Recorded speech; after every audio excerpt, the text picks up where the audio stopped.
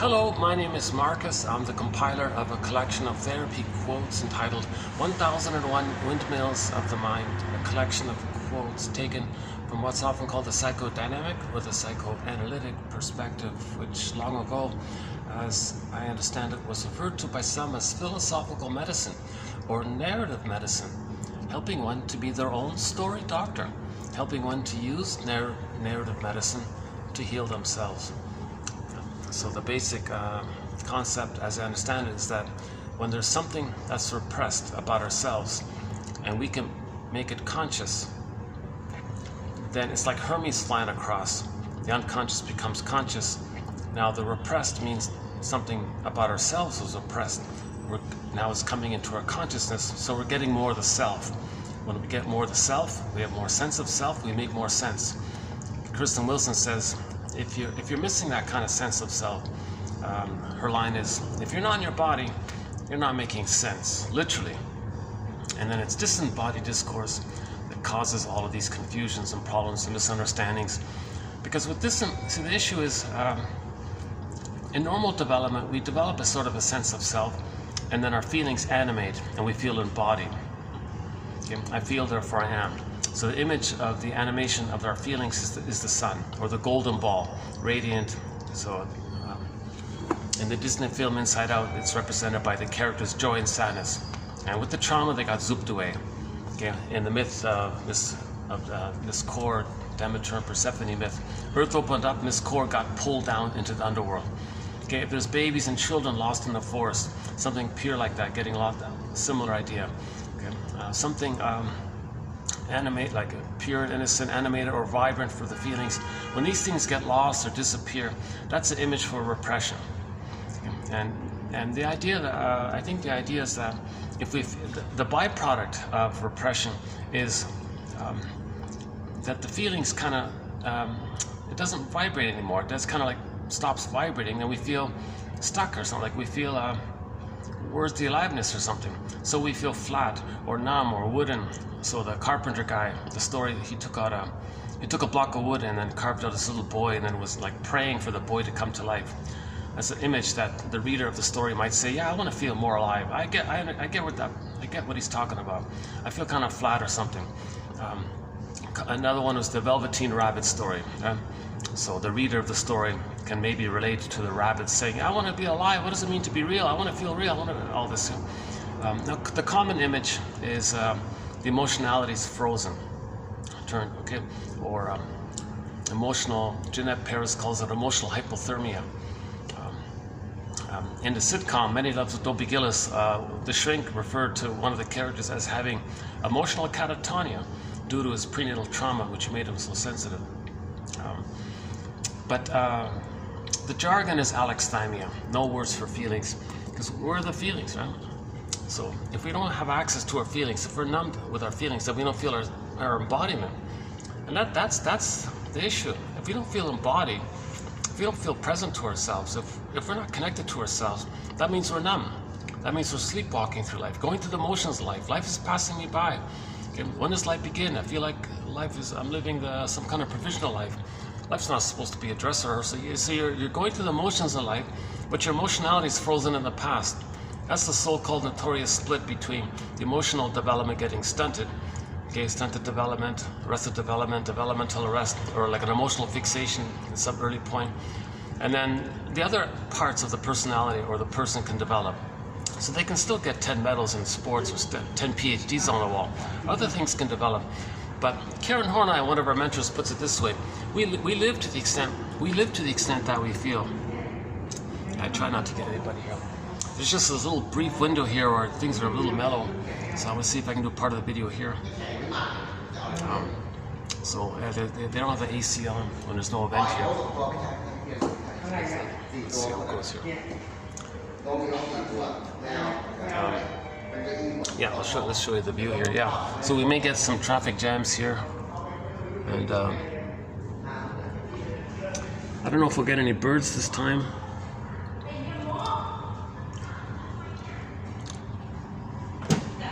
Yeah, okay.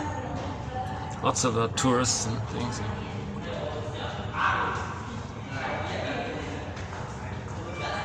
Some cement trucks, okay.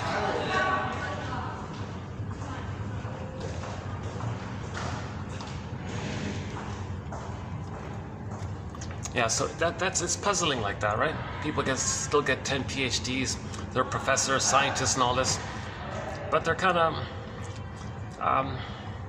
they feel like, where's my aliveness? Where's my joy is supposed to drive the console. Okay. Reference here is the Disney film and said joy runs the console. In normal development, in natural normal development, joy runs the console. So joy can be said, one way of saying it is, it's the serene, calm, inexhaustible.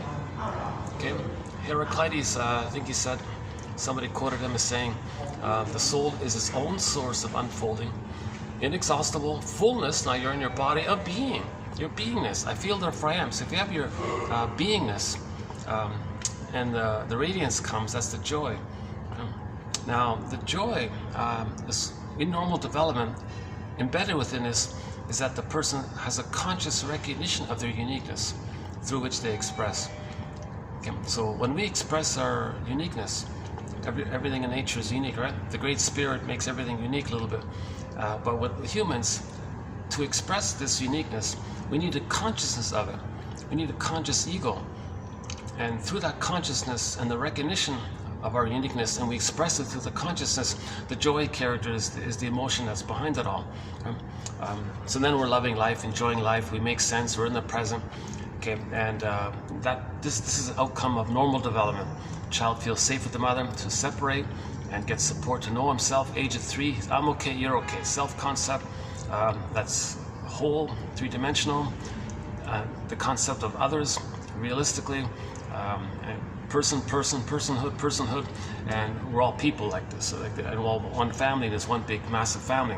Jane Elliott says, yeah, we're all actually Africans. So what if you lost a tan because you were away in a sun place, and we're all like cousins from this massive family? So the reality is we all are this one massive family. But when we settled in different places, we got traumatized. When you're traumatized, you start projecting and repeating, and now we're all confused and disembodied. We're all confused. But really, when we're reconnecting with each other, it's like a home. It's like a reunion kind of thing. But we're traumatized so far away, and we can't grieve, and we're angry, and see that's the not making sense issue. That's the sort of the sadness.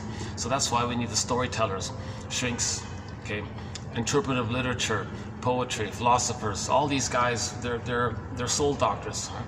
And we're meant to study this and pick up on it, advance on it, and pick up the torch in this area, right? So it's part of the innate drive for healing that we're wounded. So the theory is we're homo traumicus. What I'm trying to say is we're homo traumicus. 10,000 years ago, we became a traumatized version of ourselves, roughly 10,000 years ago. But 10,000 years ago, we had already settled in different places. See, we didn't become traumatized all at one place together. We were separate and became traumatized. And then now we're projecting like crazy. Okay, the more traumatized you are, the more that's unknown, the more you're going to project. Okay. So when a child's traumatized, he projects his rage and oral greed onto the mother and creates an image of her, and that can be projected. Or he can seek unloved self onto others, identify with the aggressor, and when there's trauma, we repeat, we create. So let me back up here a second. Getting ahead of myself here.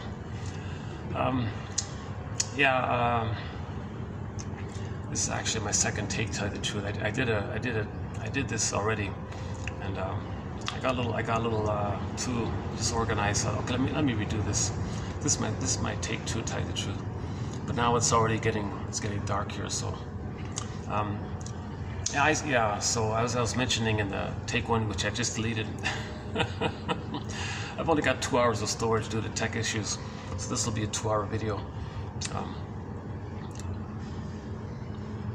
In my enthusiasm, I'm trying to cram in so much, but sometimes I get so excited. I don't want to forget something, so I jump into another point. And that reminds me of another important point. And I thought, well, I don't want to forget it, so I jumped to another point. That's what I was doing in take one. So I paused a minute. Oh my God, who's going to follow all this? So let's slow it down, and let's focus more on fewer points, but clearly presented rather than more points and less, something like that. Right? Trying to find that balance between quantity and quality. Right?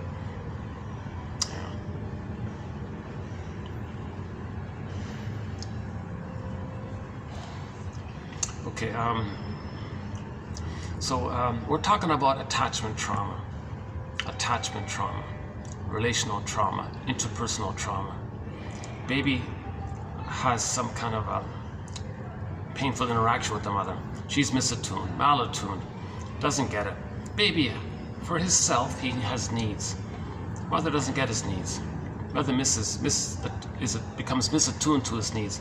Now, from needs not getting met, the baby's gonna have the baby's golden ball will get frozen and become enraged. So the images in the Disney film Inside Out, Joey Sanders got zooped away and an anger character was there. Okay? So that's the basic thing. So when the babies, that's why that movie has won a Golden Windmills of the Mind Award, that Disney film Inside Out 2015 film. If you haven't seen it, it's just a simple cartoon animated film, but it presents such a basic point about ourselves. Okay? When the needs don't get met, okay? Joy and sadness get zooped away, lost. Then we feel numb. There's a pain so utter, Emily Dickinson. There's a pain so utter, it swallows substance up. Then we go in a swoon. Okay? So we're kind of numb. I guess before the numbing kicks in, when joy and sadness get zooped away, then anger appeared at the console, right? So joy and sadness is our feeling self, our psychological self. I feel them for I am the self. It's the connection to the self, and we have the self. Feelings are there because needs are met. Needs weren't met, so the feelings zooped away. So what happens when the feelings zoop away? Okay, then there's the survival mechanism of the amygdala. Okay, so the fear, anger, the stress response. Mainly the flight and the fight one. But first, so the baby would like to flee from the mother. Mother's not meeting his needs, so he would like to flee, get out of there. He can't flee. He's got no motor skills. He can't ask for help or something. He can't run away, kind of thing. So he's so-called backed in a corner. Now he's going to kind of fight, kind of thing, right? But he can't do much there as well. So he's just going to have fantasies now. Fantasies to control the breast, possess the breast, devour the breast. Needs not getting met. He's trying again and again. His basic ordinary need that got unmet, now he's becoming enraged by it. He clicks over into oral greed, and it's insatiable kind of thing, because he's doing it again and again. And I guess that's when the numbing, then it becomes numb. Right? But underneath he's angry. Right? Is that right?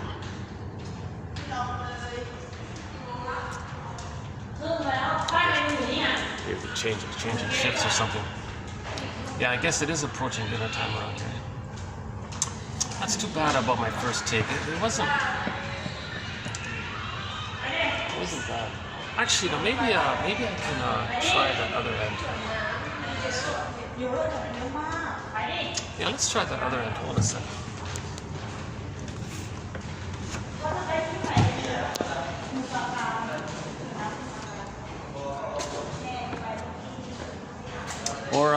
Or maybe, okay, looks like they're preparing for something. Okay, let's go down. All right.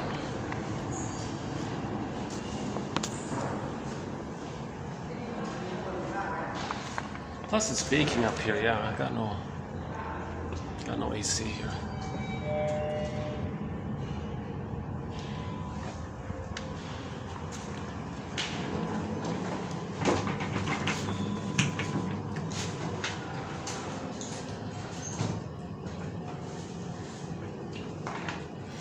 We'll be doing part 2 of 2. This video is going to be 2713 part 2 of 2. In part 1, we did most of these quotes, and we'll finish up. What's happening here? Oh, we're stuck. Oh, it's not moving. Look at that, huh? Oh, there we go. Maybe somebody with their oily fingers made the button sticky or something.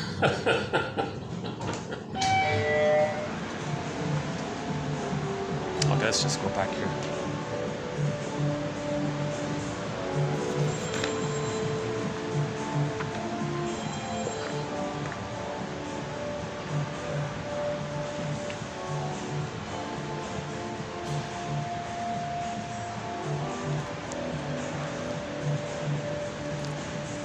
it's gonna get dark here quickly. Yeah. Hopefully we can finish this before it gets too dark here. Yeah.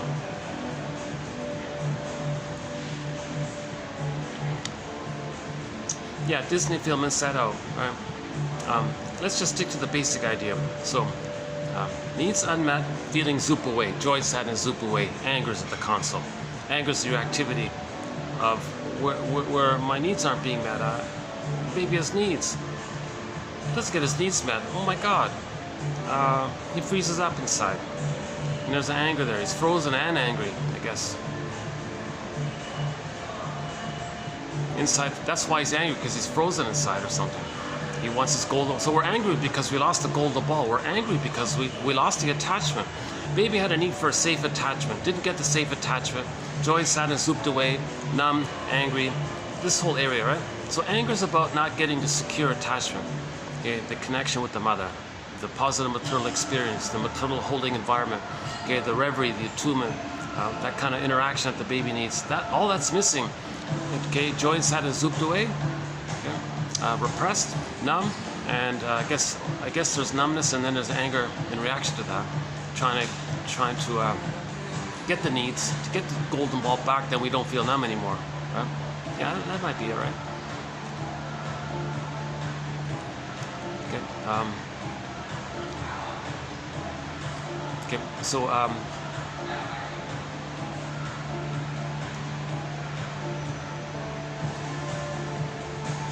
Okay. Maybe let's just do this. Let me reread what we did in part one. Just read it through, and not talk about it too much, and then pick up where we left off in part one.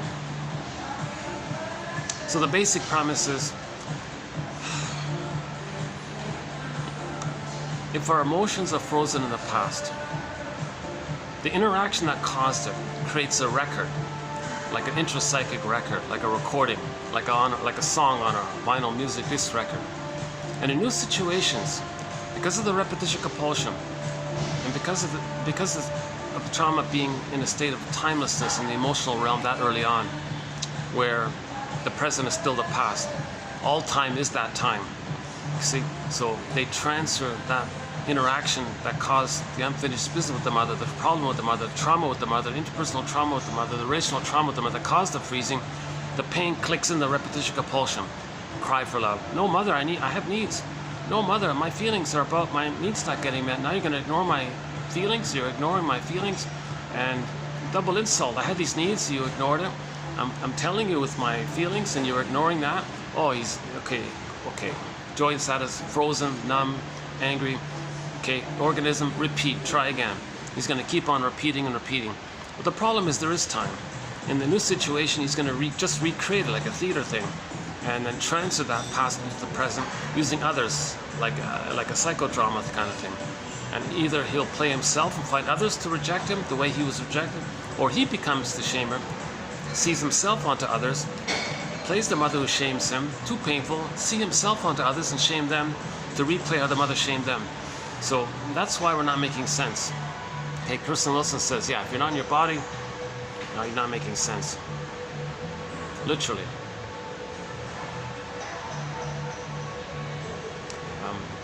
So let's clarify this point a little bit. The record. So in normal development, child gets his needs met. He goes to the developmental phase.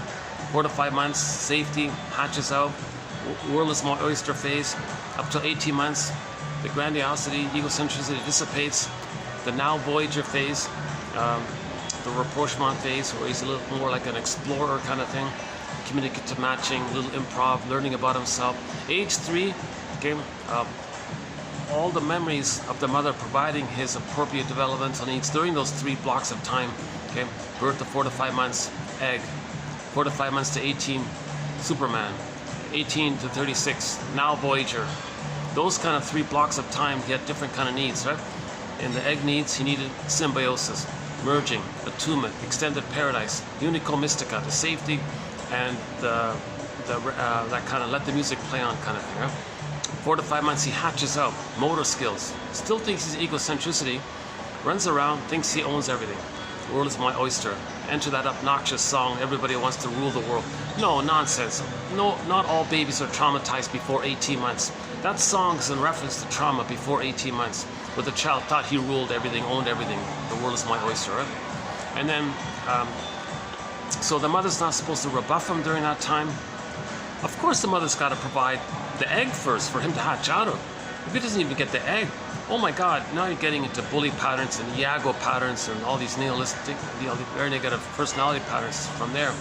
And the main emotions are greed and envy and vindictiveness and spite and rationalizations and excuses, doublethink, translogic, manipulation, protective identification, paranoid, schizoid, mode of operating, cynicism, can't mourn, so contempt and sour breaks, slogans like my greed, your greed. Let's pause here. When the baby's nursing, oh, there's my mother, great. Let's say the mother does it wrong.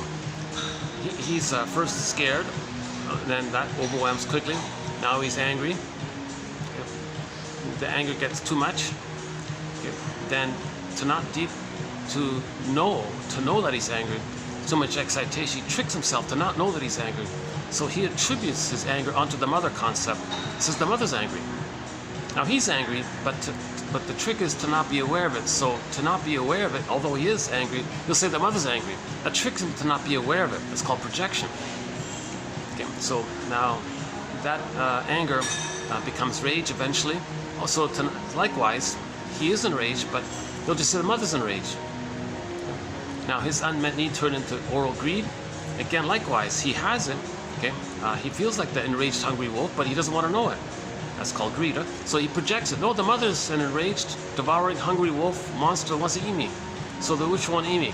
Okay, Cyclops eats the people. In the Odyssey, the character Cyclops, or Hansel and Gretel, which wants to eat the people? So the baby tricks himself to not feel his own psychological elements, his own attributes, by saying that his attributes belong to the mother. That's called projection. So when the baby's nursing, oh, there's my mother, great, she's wonderful, she's a goddess, I'm in bliss, I'm heaven, we're one, unico, mystica, paradise. So he's got the paradise continuing. Huh? Babies need extended paradise. He had it in uterus, he needs to continue. So when he's nursing, he's in the continued paradise. And mother does it wrong. Now he sees, the first step, he sees her as a monster that wants to eat him. Then he says, that's not my mother. That's a monster who wants to eat me. That's not my mother. It is his mother. But he can't know it because of the pain. He can't admit it. He can't admit that the mother's hurting him. He needs paradise. Paradise is not there. It's like all or nothing. There's your splitting attitude. Everything or nothing. All or nothing. Perfect or forget it. The source point of these splitting attitudes, either or thinking, comes from there. So because the mother's not doing the paradise, she's the opposite, right? So it's in fairy tales, it's good fairy, bad witch, or goddess and demon thing. So when the mother is misattuned with the feeding, and then the midway point to cope with it is to say she's an enraged monster, oh my God, the child goes, oh, this is not my mother. It is his mother, but he can't know it. This is called the splitting mechanism.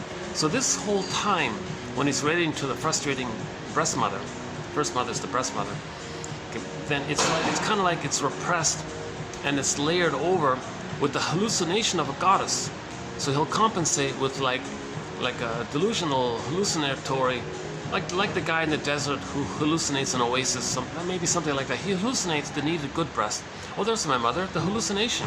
And so he denies the reality that the mother's hurting him and makes up a lie that the mother's loving him. That's a trick called the psychic splitting, the psychic defense mechanism known as the splitting defense mechanism, okay, where he creates two mothers. Now, neither of them are really like kind of human because he didn't get enough positive relationship to maintain the human quality. So in his imagery, in his mind there, he's got goddess and demon now. Right? Oops. Oh, a bird flew by. Huh? That means an insight was coming across. Huh? Hopefully none of this music's copyrighted. Oh my God, on the top floor, it's all copyrighted. Oh my God. I can't even go there for like 1 second. I can't even go there. YouTube will block the whole video if it picks up even 1 second of that techno thumping disco music up there.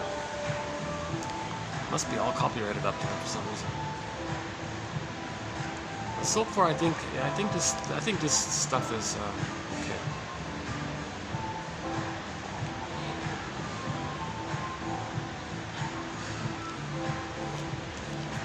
Okay.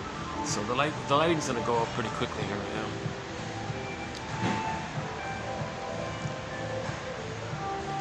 So the babies may briefly use this splitting trick in the mind. They may do it briefly, just for the first few weeks, but with a little experience, a little time, assuming the mother is more loving than frustrating, it gets resolved, and the mother is seen as one human, and he can resume development. But if the mother's consistently, regularly, doing it again and again, misattuned, malattuned, unavailable, bottle schedule, again and again, then he maintains the splitting. If that splitting mechanism is being resorted to again and again up until age 3, he's set in with a psychic imaginal world called object, it's like a template, schema, imaginal world, of some kind of bundle of memories of the goddess and him being one, it's an imaginary one, and the monster one and him being devalued. And it's split like that. And he's gonna express that intrapsychic setup interpersonally later on. And he's gonna recreate what caused it, hoping to change the past. So here's the issue, right?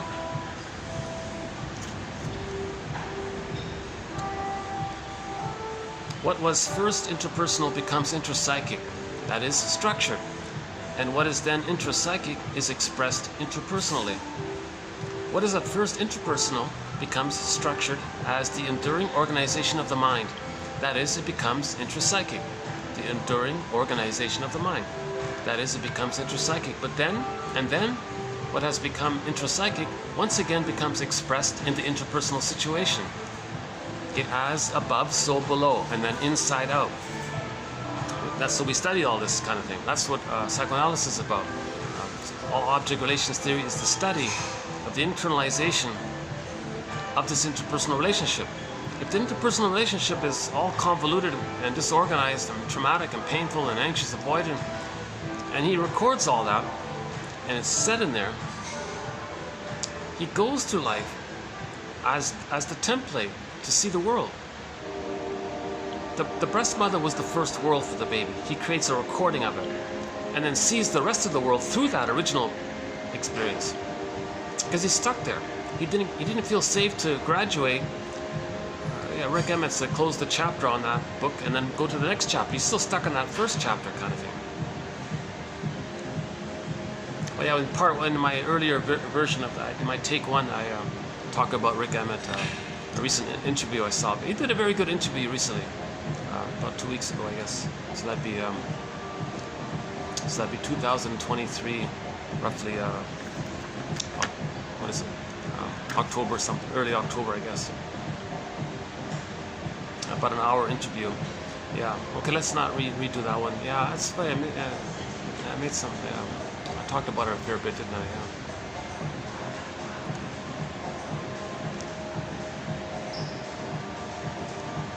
I kind of feel badly doing a video, and then I decide, oh, let's redo this, because then I think, wait a minute, it wasn't so bad after all, right? There's the inner critic in me, right?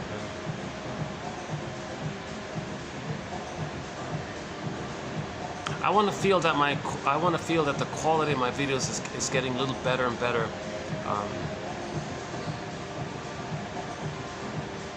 Once again, my disclaimer: I haven't been analyzed.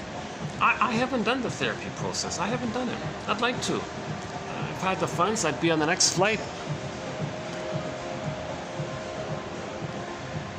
Fly at Night, Chilliwack song. Yeah, we played Chilliwack, the band Chilliwack. They have a song called Fly. I'd be on the next flight, fly at night, fly in the day, fly in the afternoon, and go to find a analytic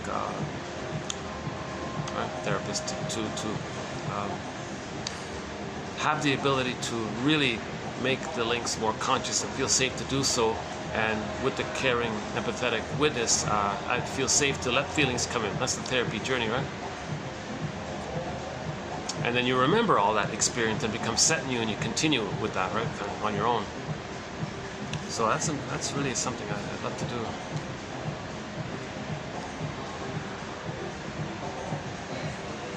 Okay, so yeah, we'll do these quotes again.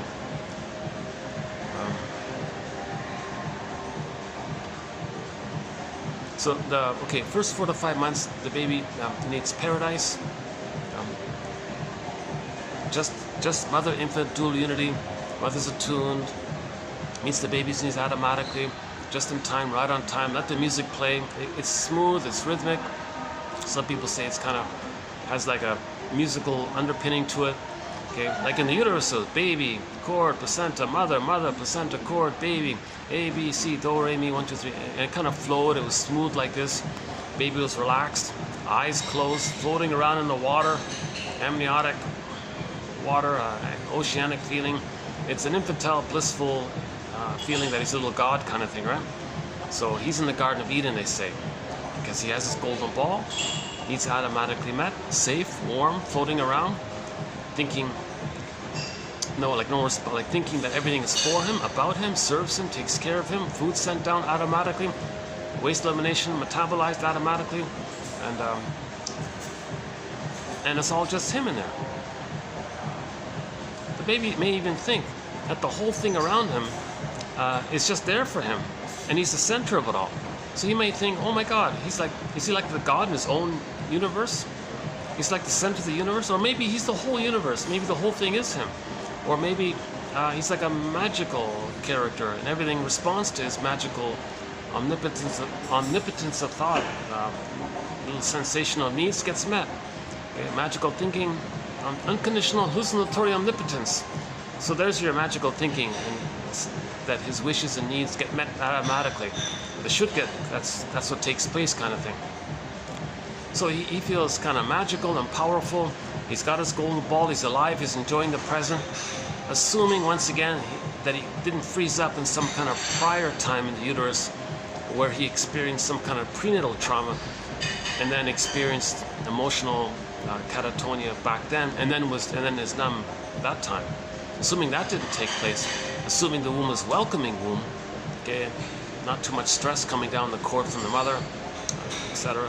So assuming he's in a welcoming womb, that's the paradise, Garden of Eden, Shambhala, Nirvana, Shangri-La. All these paradisical terms seem to describe the blissful, happy,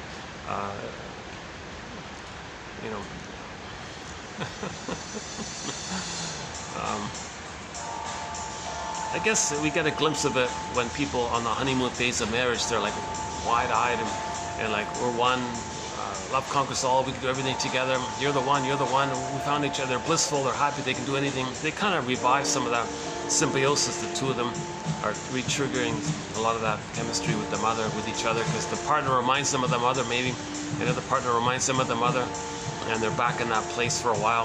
Of course, that's not going to last forever, right? But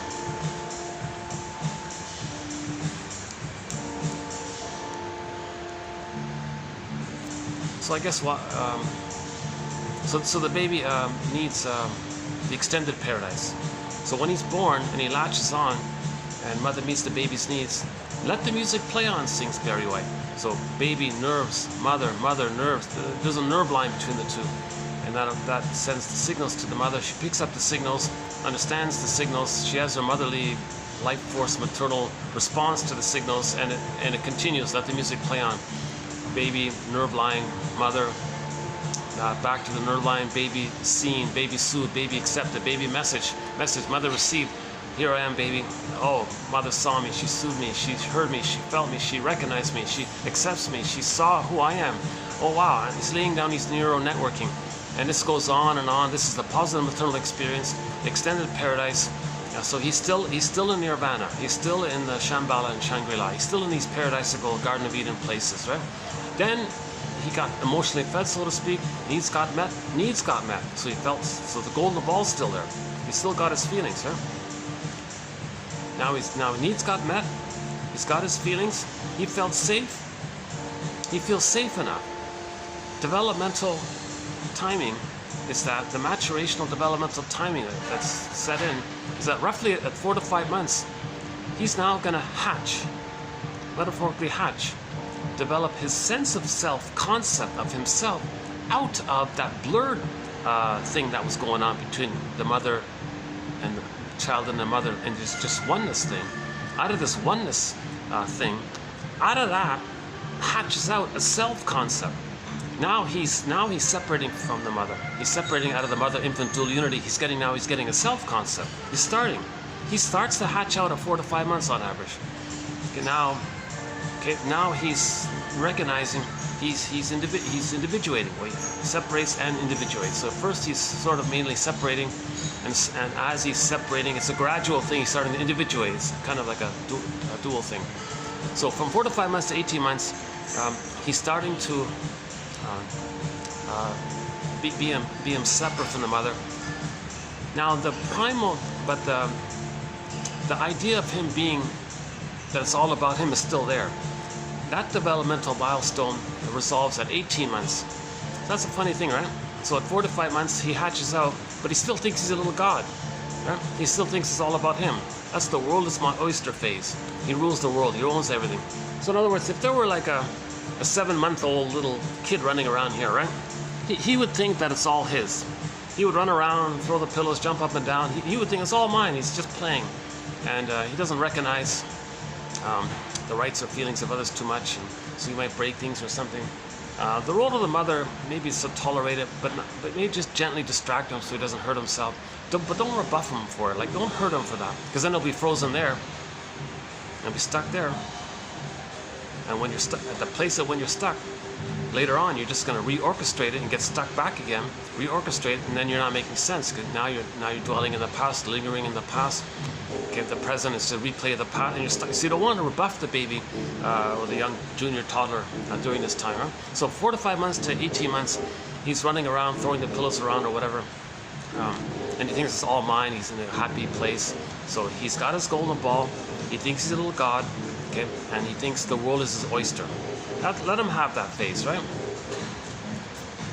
And simultaneously, he sees what the mother sees. Now, what does the mother see? The mother sees, oh my God, my little superhero here. Okay, by the way, when he hatches out, he thinks he's a little god. At the same time, he's got motor skills. Think about that. He was passive and helpless and all this. Now he's got musculature, motor skills. He's like Superman. He's got new powers. Like Spider-Man, he can jump. He's very gleeful and excited with these new powers. So while he's in the world is my oyster phase, he's doubly excited because of these new powers. Kind of like that Spider-Man film when Spidey discovered his powers and was swinging around gleefully. Look at this, he can hop there, he can jump there, he can crawl there. He kind of thought it was all his kind of thing. That was sort of a tip-off to this phase, right? I think, my theory. So while he's Superman, the point is,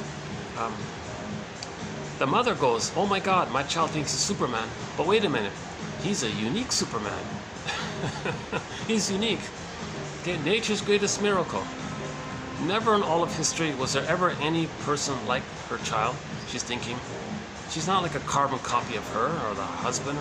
And he's like who he is. This is a real delightful mystery and uniqueness. And she's like discovering this and has a real delight in this joyful mystery. It's kind of like in nature. You see all these beautiful birds. What a variety of delight. It's amazing, right? Diversity is for delight and all this. And John A. Sanford says, yeah, that's the Great Spirit likes it like that. His quote is, the Great Spirit, everything's unique. Even you take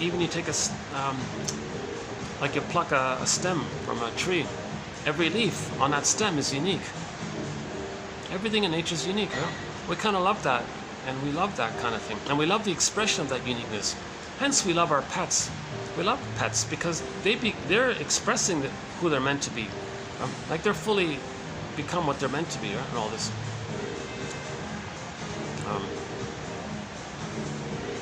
Now humans, in normal development, by the age of 3, we have a conscious recognition of this uniqueness through which we express. Then we love life and enjoy life when we express our uniqueness. But if there's trauma before age 3, the ego, to recognize that it's submerged and it's frazzled up, that's the scarecrow in the Wizard of Oz. Okay, with trauma, he's going to feel like the Tin Man in another place. The two being like that means he's disembodied. That's the cowardly lion in another corner. And then, of course, Dorothy's the part of the psyche that's trying to line things up. But first, that scarecrow guy, he's got to be firmer. Okay, enter the children's story. The wolf was able to huff and puff and blow down the houses made out of straw and sticks or wood, whatever. But the bricks one was firm, so he needs to strengthen the ego. Then you can recognize the knowledge of the trauma. Then the brick man and is there stronger. Then you befriend the Tin Man. And the feelings that come in, you're getting back in the line, and you're back in the body, and ego's there, and the Dorothy's there, and the four of them running along, skipping along yellow brick road. So we're healing inside like this, right? But first we've got to build the ego, okay? Just like that kid's story, it's got to go from the straw house to the brick house. We've got to build the ego. So that's what these quotes are an attempt to do, okay? Build the ego. Get knowledge, ego, consciousness. We're trying to build the ego, restore the ego. In trauma, like just mentioned, in trauma the ego gets submerged and frazzled up. We got to repair the ego, restore the ego. Again, in psychoanalysis, ego is our consciousness, our awareness. When pop culture, in TV and all, when pop culture uses the term ego, they're referring to egocentricity, infantile megalomania, narcissism, His Majesty the baby phase, thinking he's a little on the throne all the time, that kind of ego. That kind of ego means the child didn't get enough love to let it resolve post 18 months. He's still stuck there. That's why he's got the big ego, big head and all this kind of thing, right? But in psychoanalysis, he's egocentric. He's got a big ego because he's got a weak ego. A psychoanalytic weak ego is going to revert back to an inflated big ego. See, you got confusion of terms there, right? So, but all throughout 1001 Windmills of the Mind, when we use ego, we're talking about, if that's what we're trying to repair. We need a strong ego, a healthy ego, like the brick house. A weak ego is like the straw and the wood one, right? It's getting dark here already, eh? Yeah, sorry about the lighting here. Yeah, I got a late start today. I did take one, and I was all excited, and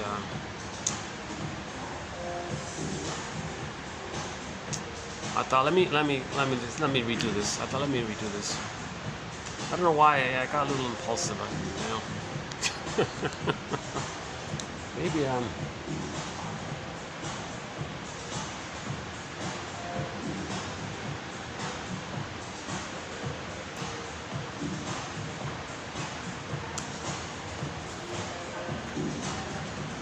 unless I get some light over here. Is the lighting better here? Let's try upstairs.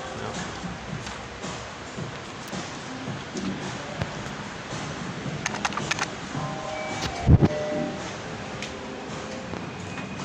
The fourth floor, they got a major function. Oh, there's the oily button. The grease.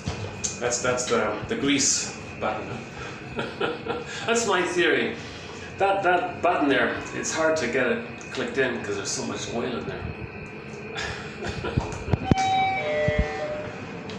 Let's see. Okay, it's still calm around here. All right. Good.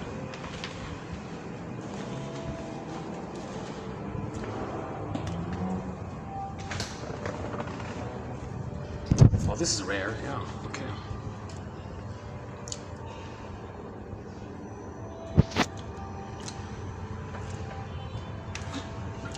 Yeah, it's rare to find us when there's no event. There's 9 times out of 10 there's some kind of event taking place, right? Lighting's a little better here, yeah. Okay, we got some light here. Yeah, okay, let's do this. Is it better here? Let's see. How's that? It's about the same anywhere we go, right? The light. All right.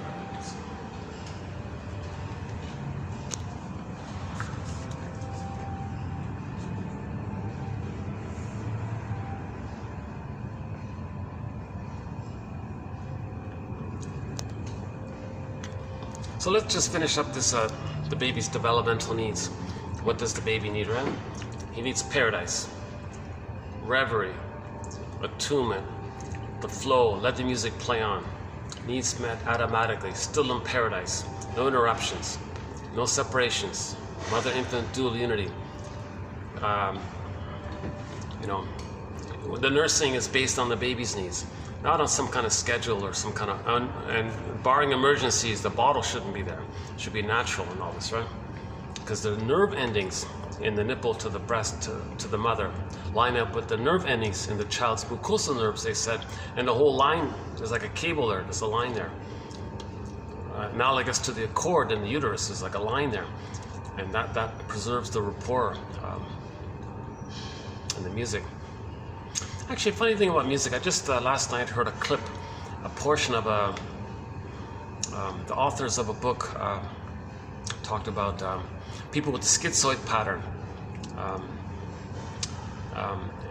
What's it called? New Books in Psychoanalysis, the podcast. I fell asleep, I only heard a part of it, but if I remember correctly, it's about helping people with the schizoid pattern. And their theory is people with the schizoid pattern are afraid to kind of have warm connections with others, right? So they're detached in their emotional realm, right? And they say the role of therapy is to revive that ability to connect with others. And the prototype was the connection the baby had in uterus. The baby had a musical connection in the uterus. It flowed. There was like a rhythmic there, and music is the backdrop. Mother's heartbeat, pulsating of the cord, melody and the blood flow in the cord. Okay, that's some kind of prototype of music. Okay, so later on, when we hear like a drum beat, okay, it reminds the person unconsciously, unknowingly, uncannily, not consciously, amnesic memory of mother's heartbeat. Okay, the bass line in the song in the present reminds us likewise unknowingly of the pulsating of the cord. Okay, and then any kind of melody, 1, 2, 3 and all this, again reminds us unknowingly somehow of the blood flow in the veins. Okay, there's 3 veins in the cord, one that goes straight down, 2 that spiral up. Just look at the medical profession, the symbol there, the staff and the 2 snakes, comes from the cord, straight down, the staff and the 2 that spiral up. And Francis Mott thinks that it corresponds to the musical notes. There's like a little melody there. Okay, so the baby in uterus, if things are going well, Grassi thinks the first mother is music. If everything is him, what might not be him? It's the music. He hears audio, he hears it. He thinks everything's him, but he hears stuff, right? So the first music is mother. So music links you to the mother. And Grassi says, yeah, that's why she calls music the master emotion, because it reminds us of when we had all of our emotions and we were connected. So it's very powerful. We love music. We're playing music all the time, right? On the second floor there, it plays non-stop all the time, right? Unconsciously, we feel reminded of the safety of the uterus, I guess. So they say people with the schizoid pattern, they're frozen and traumatized in that area. And so they think, they focus on this issue of the link between the schizoid pattern and the loss of the music. And if they can create like a routine, the therapy process, every, twice a week, it can be like the regularity of the routine. Maybe it creates like a rhythm, and maybe you're trying to be kind of consistent with the routine, and maybe you can get like a little rhythm going, and maybe that can heal the traumatic rhythm that got frozen up when the baby was given the bottle, or when the child was traumatized in the uterus or something. Right? Yeah, not a bad theory. Not a bad theory. I forgot the name of the book. 3 authors. One was very annoying. Ugh, oh my God. I can't believe it. The other 2 guys are pretty good.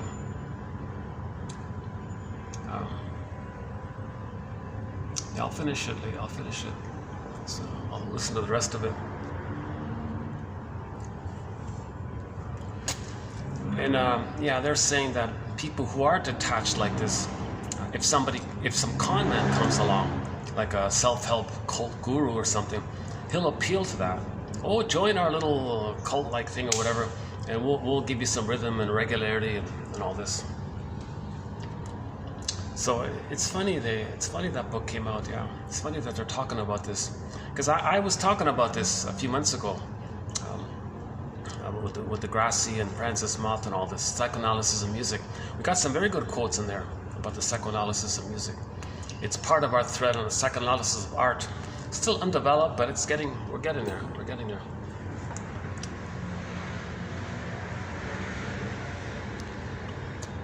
So that's funny about these videos, eh? Because just this little bit I mentioned here wasn't mentioned in the first take, right? But in the first take, there's stuff mentioned there that won't be in here. I wish I could edit things a little better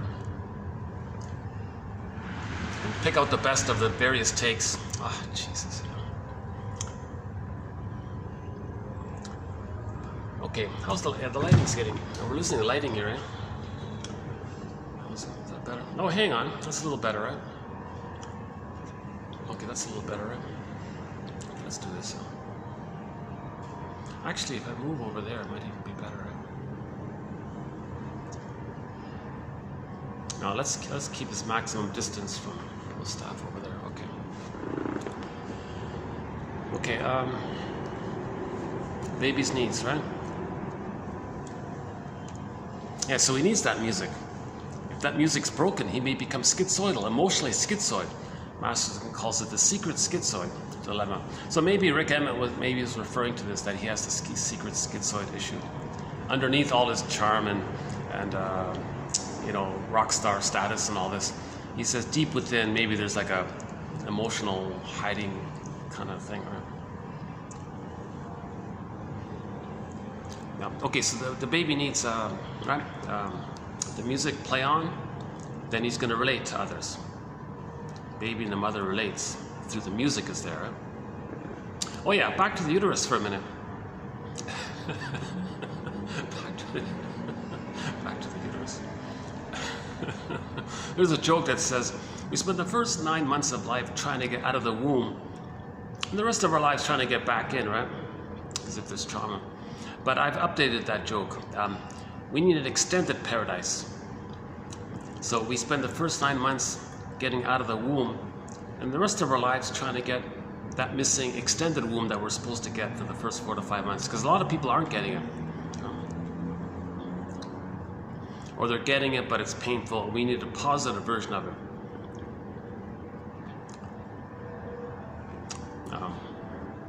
Those end up with one of the stinger personality patterns. Now, if they manage to get post 18 months, they end up with one of the clinger, pleaser, caretaker personality patterns, more childlike, but they're sort of out of that area, but they're still childlike. Whereas trauma, way early on, they're grandiose and playing God all the time, play big shot all the time.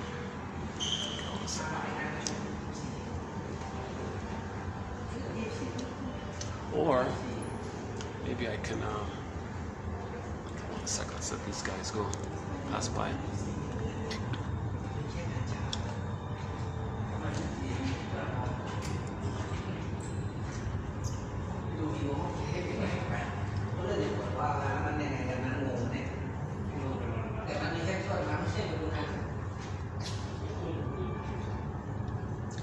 Actually, I might get some better light. Let's see. Let's try the. Let's try the elevator on the other side.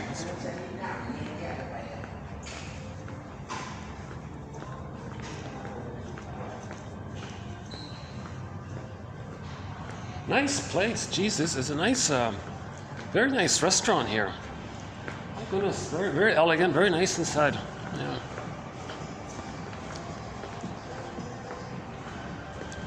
Okay, the downside about this is just near the elevators and the restrooms and all this. So there'll be a couple of interruptions here, but the lighting's much better here. Yeah. Okay. And I got the flashing. I got that flashing settings there. Oh, I forgot about this. Wow. Let me see. Get used to this. There's always some kind of a flashing thing going on.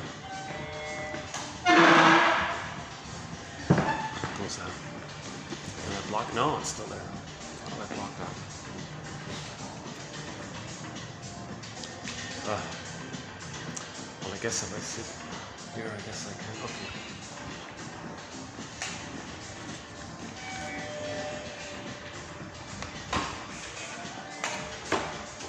Well, I'm right near the... I'm going to get a few interruptions here. That's the problem.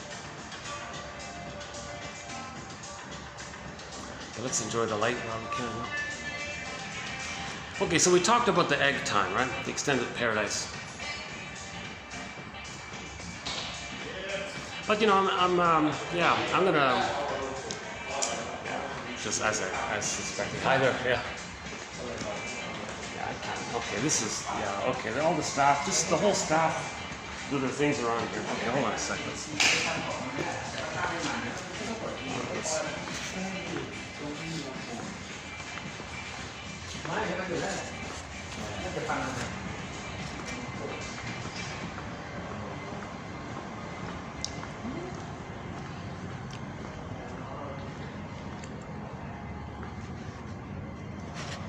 Okay, I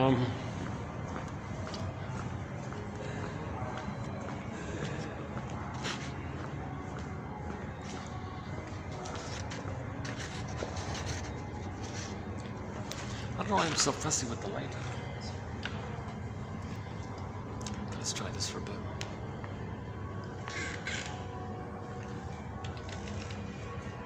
Geez, you know, if you're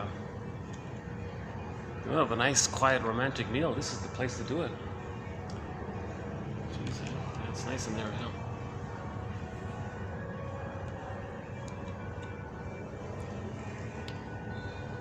It's older, but it still has like a relaxed, sort of homey, a little bit warmer feel, yeah.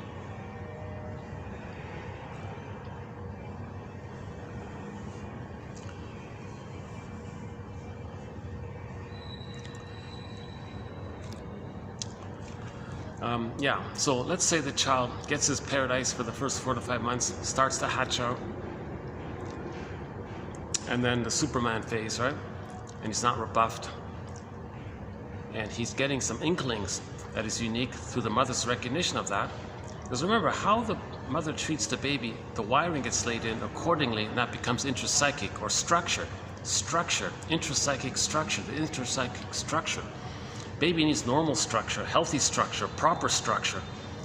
The baby doesn't want a structure where he's one with the mother, becomes her, imitates her, things are split, fusion, doublethink. Doesn't know who he is anymore. Is he the mother? Are others him and he's the mother? Like, oh man, he flips it around. Wait a minute. He acted like the mother, but he felt victimized by himself, playing the mother who hurts. Like, it's all topsy-turvy. Trans logic is in there. Nothing makes sense. And remember, in the dream world, in the unconscious, quote-unquote logic, it's not the same as like normal conscious logic. Okay, like the cat says in Alice in Wonderland, it's mad in there. It's not normal, right? The dream world, there's no time. Number one, there's no time. So right off the bat, there's something right there. Lots of displacement, lots of condensation. Because of no time, things condense into one scene. You know, you wake up in the morning, you had a dream snippet, and you go, oh my God, the backdrop was from yesterday or something, but the characters are from your childhood, and an interaction from some other thing. It's all in one little scene there, because there's no time in there, right? And you're trying to process things and feel things that you didn't feel.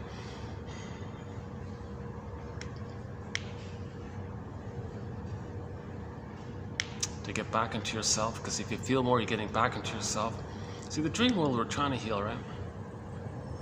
Repetition compulsion, we're trying to heal. That's the thing, right? And it requires our conscious participation of this. If we don't have our conscious participation of our efforts to try to heal, we're going to keep on repeating the dysfunctional interaction until we obtain a conscious recognition of it, right?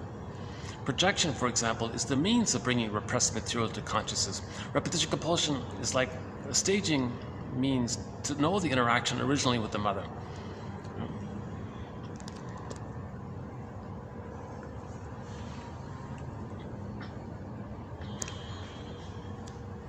Yeah, the staff here, they have a welcoming kind of attitude here. Yeah, it's nice here. Nice people.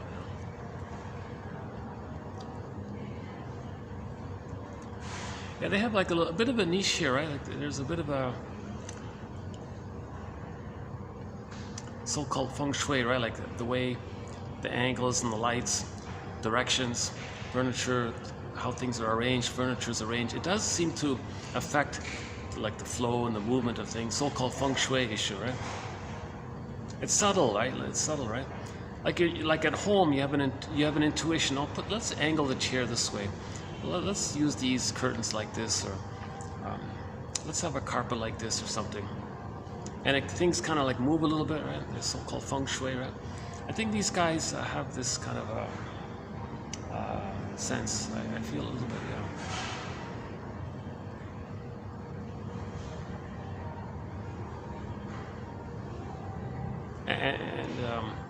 and there's like a curvy kind of windows and things. So things are smooth, right? Tables are round, Lots of flowers. Yeah, lots of flowers around here. I'm finally calming down here. I'm finally at this moment, finally settling down, right?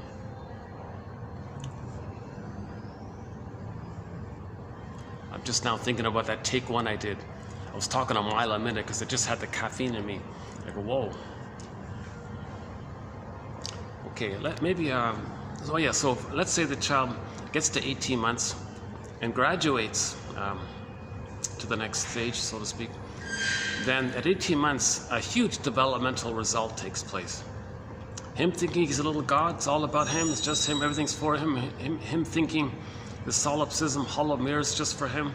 Okay, that all kind of poops away in a sense, because his conscious ego, his reality ego that knows reality, establishes it. So now he's got like a conscious ego that recognizes reality. He's not a little god in his own little world. No, he's a person. Others are people. He's three-dimensionality. Others have a personhood and their dimensionality, three-dimensionality. We're all like people in his one family. They have that kind of reality recognition. So now at 18 months, that's a huge developmental result to reach up to 18 months. So that means he doesn't no longer need to think he's a little god anymore. He's not stuck replaying that. We don't want trauma prior to 18 months. Trauma prior to 18 months is going to lead to one of the narcissistic patterns. Okay, either one of the cookie cutter ones, the star ones, or the closeted version of it, or the clinging vine version of it, or the turtle version of it, and a couple of other narcissistic patterns. Or trauma prior in the earlier phase with no egg, and you got the bully pattern, Iago pattern. They're the most negative, cynical ones, right? And the main emotions for all of those personality patterns that spring about when there's fixation, emotional fixation prior to 18 months. Okay, the grandiosity, the search for it. Okay, Jeanette Paris calls it searching for that infantile throne. Burglar calls it infantile megalomania. Sanford calls it egocentricity. Generally, it's called like narcissism, egocentricity, and you're always like searching for it. Cynicism will kind of establish it, and Schadenfreude is there. Okay, so now anger's the main thing, right? So hate, greed, envy, spite, vindictiveness, Schadenfreude. Okay, grievance collecting. Burglar calls it injustice collecting. Now the prejudice is very strong because the yardstick is everything: good breast, perfect, beautiful, good breast, or nothing. Okay, good breast, bad breast. Now they don't mourn losses, so if there is a loss later on, denial and contempt and sour grapes. Didn't need them anyways. That preserves their infantile megalomania. And they call that a fiery victory if they can do that. It's so sad, right? And then a few other points there. And the slogans are looking out for number one attitude, the humanist, they reject it all.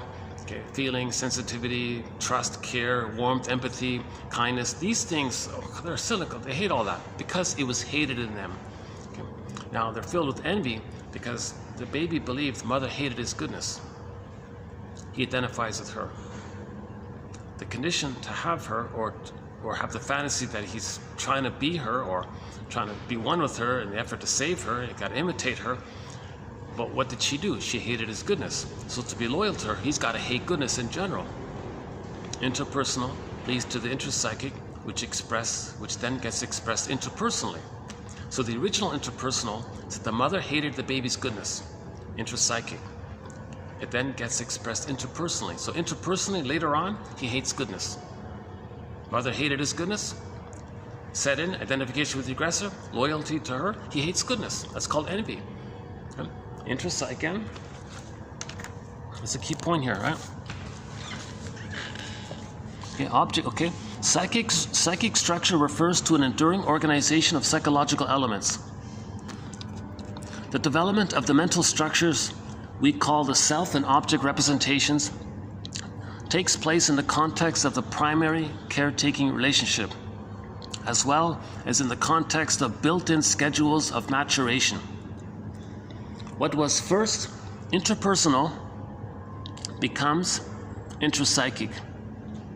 That is structured. And what is then intrapsychic is expressed interpersonally. You see?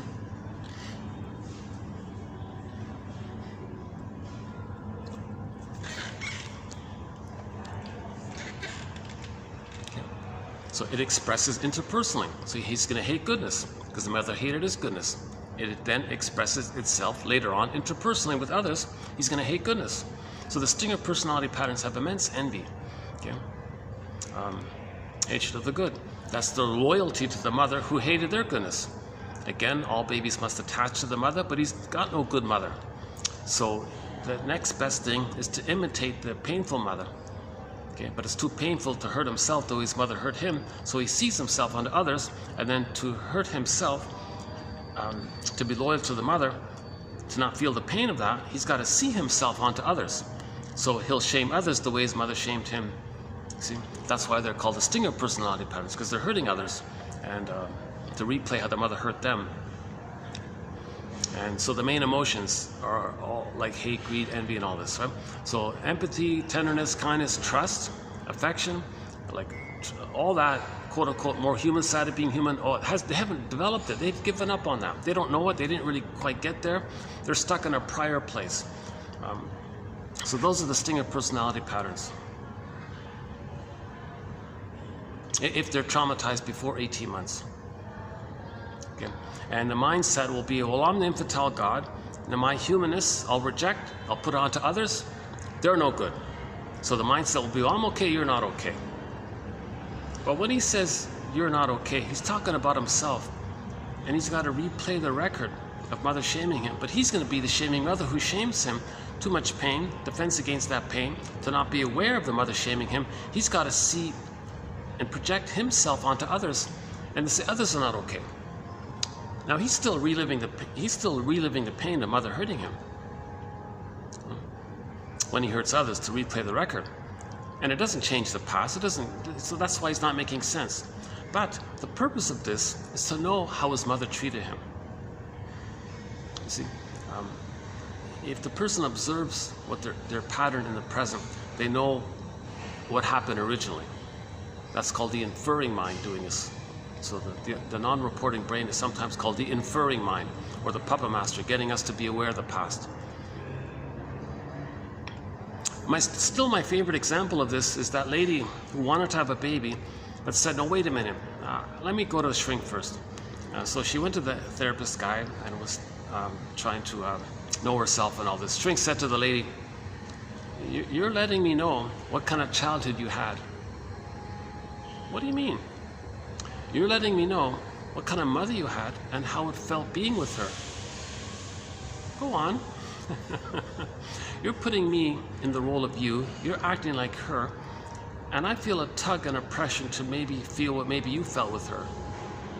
And she kind of got it, like she made it. And she got that turnaround. That's called a therapeutic turning point. And she had a huge realization and got it, and cried and all this, and mourned the losses, and a lot of recognition of the losses around this. Okay, so-called working through Okay, grief process takes time. So then later on, she said when she had the baby, she didn't need to repeat onto her what had happened to her to know what had happened to her, because she found out what had happened to her with the shrink guy. So she didn't need to do it and repeat it with the child, because the baby can't be the therapist for the mother. The little baby can't say, "Mother, are you treating me the way your mother treated you so you can ultimately know how your mother treated you?" Baby doesn't speak. The baby needs love. The baby can't do that. So that's why she first went to an adult to bring it up. Then in the present, when she had the baby, she can be a mother for the baby. So she healed intergenerational trauma. She healed it. She didn't need to transmit that trauma onto her baby. So she can be a mother, a loving, normal, good enough mother for the baby. And she felt better. The baby was loved by this. What a relief. That was one of my favorite examples of the healing journey.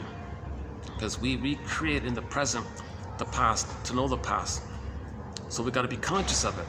Hence the skill of the therapist who helps put words to it all, right? Now we can put words to it ourselves when we read this material as well, to a degree, right?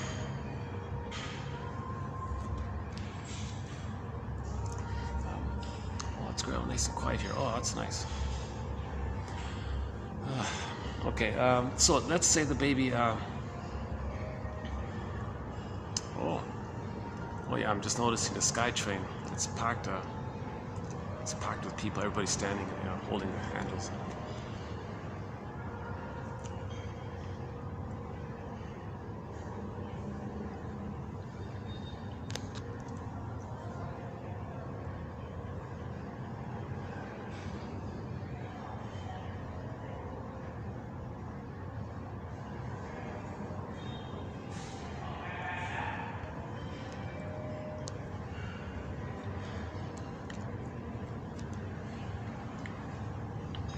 So let's say the child isn't traumatized before 18 months and then develops one of the stinger personality patterns where they identify with the aggressor and then in the present replay the interaction, the painful interaction with others. Again, when there's a trauma, we create a 45 record of that interaction. Mother shamed them. New situation, they play the shaming mother who shames them. Too painful, they'll see themselves onto others, then shame others to replay how the mother shamed them. They're replaying the record. Every neurotic is a music enthusiast, but he only has this 145. He carries it with him everywhere he goes, in every new situation, with never-ending fiery ardor. That's the compulsion. The compulsion. Okay. Positive intention of the compulsion is to cry for love. Mother, I need love. Mother, I need love. Baby's crying for love. That's the compulsion. Baby has this desperate need for mother's love. That's the compulsion comes from there. So with never-ending fiery ardor, that compulsion, he spins off that tune, that cry for love. That cry for love is on the record. On the record, two people. Baby shamed by the shaming mother. If it's the stinger version, in the new situation, when they recreate, relive, reenact, okay, that thing in the present, to see the emotional past into the present, so the present becomes the presenting past.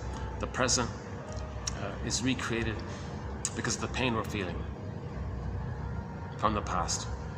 We lost the golden ball. We recreated in search for the golden ball. That's why we're repeating, because we lost the golden ball. We repeat and search for it.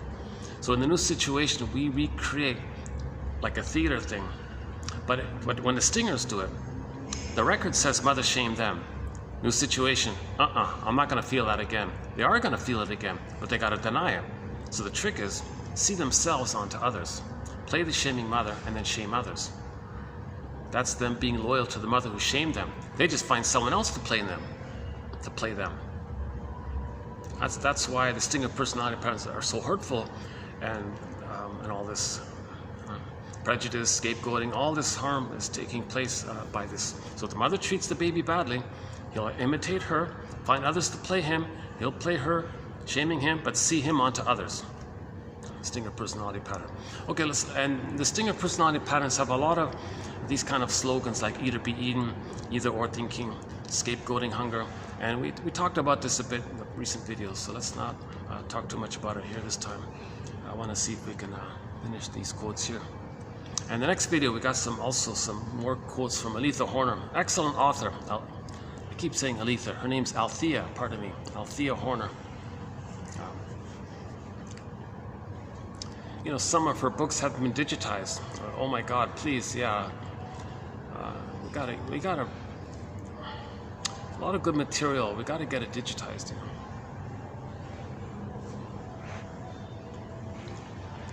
I was tempted to buy like a printed copy, but the shipping fees, oh my God, yeah.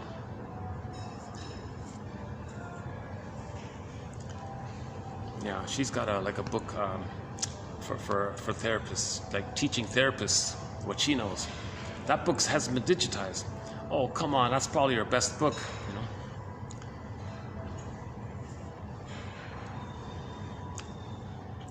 I think she passed away a decade ago or something. But she wrote about a dozen excellent books. Most of them are digitized. Yeah. Althea Horner. A-L-T-H-E-A, Althea, yeah. H-O-R-N-E-R, Horner. Okay, so let's say the child isn't traumatized before 18 months. And he's able to hold on and not project himself onto others. See, in the very beginning, all babies begin with, I'm not okay, you're okay. Mother must be seen as okay, so that's a template for you're okay. Okay. Why? Okay, back up a sec. When the baby's born, he's in paradise. If his paradise is lost, he may think he's defective. I'm no good. Part B. Baby can't parse out where he begins and ends or where the mother begins and ends. Mother's quote-unquote defective, he's defective. Part C. Baby thinks, okay, I'll save the mother. Can't do it. Failed to save the mother. He thinks he's defective, something wrong with him. Ends up with, I'm not okay. Insult to injury. He violates something by hallucinating. Well, he had to hallucinate, but he lies to himself. That's called unconscious guilt. So when he does the splitting thing and says mother's a goddess and denies the reality, it's unconscious guilt. There's more pain. There's more psychic pain by this. So the unconscious guilt by the doing, it's layered on top over the underlying 3 points just mentioned. Okay, shall I compare thee to an onion? So the guilt for the doing and the shame for the being. So you add those 4 points up, you add it up, he concludes with, I'm not okay, okay, and you're okay. Okay, the word mother, you put a dash between the M and the O, so the mother must be seen as okay. That's the intrapsychic, which then expresses itself interpersonally. So later on, he'll say others are okay. If mother's okay, then you're okay. So all babies begin with, I'm not okay, you're okay. Now the stingers, when they say, I'm not okay, when all babies begin with, I'm not okay, you're okay. But the stingers are so pained by all this, they give it up. Forget about emotional development. Forget about the quote-unquote more human side of being human. They can't hold on to their soul anymore. They'll see their not okayness onto others and say, others are not okay. It doesn't eliminate the issue with them. They're just seeing it. They're just seeing them onto others. So they're going to say, you're not okay. So what's left with them? Well, 2 parts. They take refuge in the old archaic belief that when they were in the uterus, they were little God. So that they'll search for that. Plus, if mother's a bigger God and they identify with the aggressor, being the bigger God is going to feel the little God feeling. So he's really entitled like this. And he's really inflated like this and a little arrogant like this. So he'll say, oh, I'm okay, you're not okay. It's an illusionary thing, this I'm not okay. If somebody says, I'm okay, you're not okay, that's trauma. Whenever someone says, I'm okay, if they're not saying you're okay, then there's trauma. Okay? That setup of I'm okay, you're not okay means trauma. The only way someone can validate that they're okay is if they say others are okay. That's normal development. I'm okay, you're okay. Okay, so the stinger personality patterns end up with I'm okay, you're not okay. So their emotional development kind of got derailed, so to speak, and they're stuck imitating the mother, rejecting themselves. See themselves onto others, reject others the way the mother rejected them. And they're kind of in this loop like this. Okay? And they get a lot of brain chemistry around it. They may become addicted to the fusion. See, remember the bliss, baby and the mother, unico mystica, blissful feeling? They're still there. Okay? Imitating the mother, recreate the oneness of the mother. The pain gives the endorphins. So they're getting the oxytocin, the serotonin, and the endorphins all in one. So hate, greed is addictive. That's why she said, I can't help myself. I mentioned last video. Like, why are they being so negative? I can't help it. It's so addictive. Because when they're negative and filled with greed, envy, and all this, there's a lot of brain chemistry. You're getting the fusion, the excitement, the giddy, gleeful excitement, one with the mother, one with the breast. Wow, you're recreating that oneness. Okay, plus, the pain clicks in the endorphins. Now you're numb and you're excited and you're numb. There's just too many positive pain relief and exciting, blissful feelings. The pain is denied and you're getting numb, but you're feeling the bliss, and the pain's denied and you're getting numb. So I guess the net effect is you feel you feel both pain relief and excitement of being one with the mother. So that's why narcissism is named after that little white flower that gives people this addictive-like quality or something. So narcissism is addictive, they said, right? In the brain chemistry area, right? So now the clingers, okay? So the two broad categories of personality, stingers and clingers. So the clingers manage to hold on or get enough love, variety of factors, whatever the variety of factors, whatever the combo is, if he can still somehow manage to hold on or get enough love to hold on to I'm okay, you're not okay. Oh, sorry. I'm not okay, you're okay. If the child can still hold on to the original I'm not okay, you're okay, post 18 months, but they're frozen there. They're frozen between 18 months and 36 months, and they're stuck there. Okay, if they're stuck there, okay, they're still trying to save others, they idealize others, they're okay, they're not okay. So they're pleasers, caretakers, self-sacrificing, self-service, all this caretaking for others, because they feel they're not okay, others are okay. So when they replay that record, when the clingers replay that record, they don't hurt others, they don't identify with the aggressor, they didn't cross that line, so to speak. They're still on the emotional developmental track, but they're going to be childlike. They're going to be more overly sensitive and childlike. Stingers hate all that. Stingers will have immense contempt for that. Oh, get over it's one of their songs, right? When the baby was crying, mother said, get over it, identifies with the aggressor. The singer in the song says, or the character in the song, protagonist of the song says, well, if anybody out there has emotions, get over it, because that's what my mother told me. So that's a sign of identification with the aggressor. Another song by the Stingers is Youth Forever. I'm going to be young forever, 18 forever, whatever it is, right? And another one is another song by the Stingers is that obnoxious song called Sweet Dreams, about Schadenfreude. Okay? Some are the abusers, some get abused. Well, you're the stinger, so you're the abuser. Oh, sweet dreams, that's Schadenfreude. You get this sick, perverted pleasure. It's called a perverse pleasure. It's a psychotic, perverse pleasure to get pain relief by the way the mother got some pain relief when she hurt her own baby. She got some kind of comfort by it. They identify with that. That's called perverse pleasure, if the mother did that.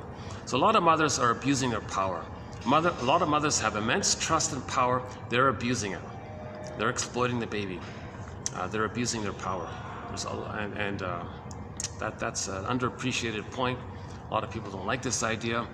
Oh, psychoanalysis, you're just blaming the mother. No. We're trying to understand her. Psychoanalysis is about trying to understand, not just the mother, but understand everybody. No one's being blamed here. We're trying to understand. It's all about understanding. Understanding leads to recognition, empathy, forgiveness. Forgive your parents, heal yourself, understand, forgiveness, heal. It's all blurred up like that. Empathy, recognition, understanding, forgiveness. That's what psychoanalysis is about. Blaming takes you away from that. Blaming just means you're angry. Okay. Why are you angry? Golda ball went down the well. Joy and sadness got zooped away. Then anger was there. Look at the Disney film Inside Out. Look at the trailer even. Okay. Joy and sadness got zooped away and anger was there. That's why a person's angry. Okay. Aletha Horner said, if a person goes to a self-help seminar and it beats the pillow, it's not about that. It's not about you're angry. We know you're angry. Why are you angry? You're angry because joy and sadness went away. Okay, why did joy and sadness zoop away? Joy and sadness got zooped away because there wasn't a secure attachment. Secure attachment is a basic need. It's a basic need. When the needs don't get met, feelings disappear. Needs and feelings are linked. Okay, so for this very elementary basic point, a very good book is that guy Marshall Rosenberg. He's sort of a self-help guru kind of guy, but not as he's sort of midway there. Not as he doesn't do psychoanalysis and all that, but at least he emphasizes the point about the link between feelings and needs. So it's well worth reading his famous book called what's it called again?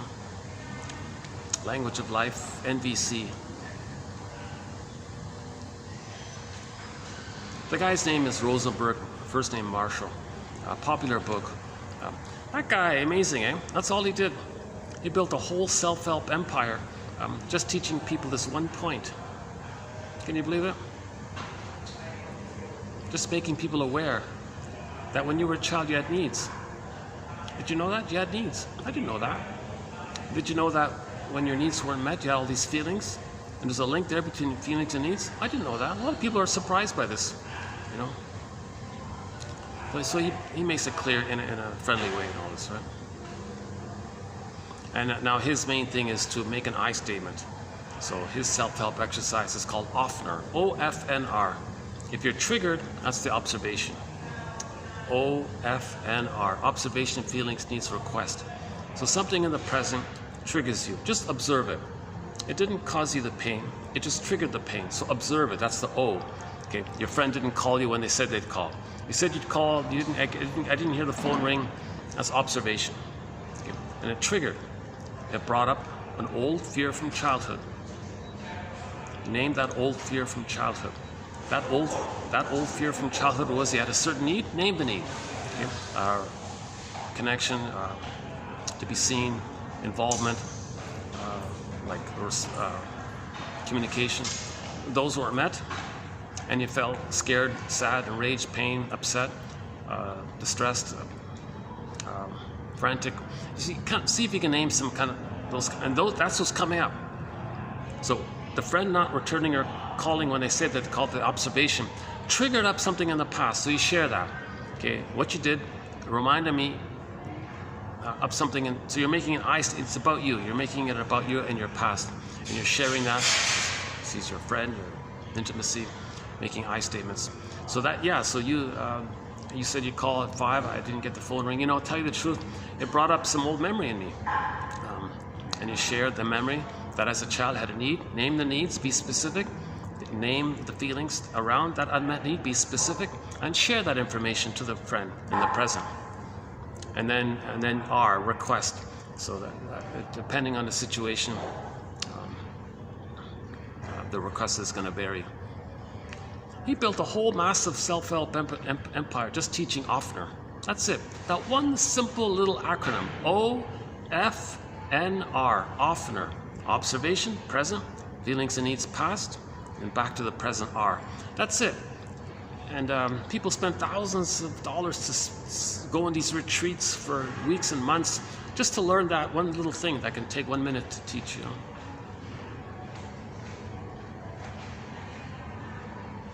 Now, he's not offering any kind of genuine healing.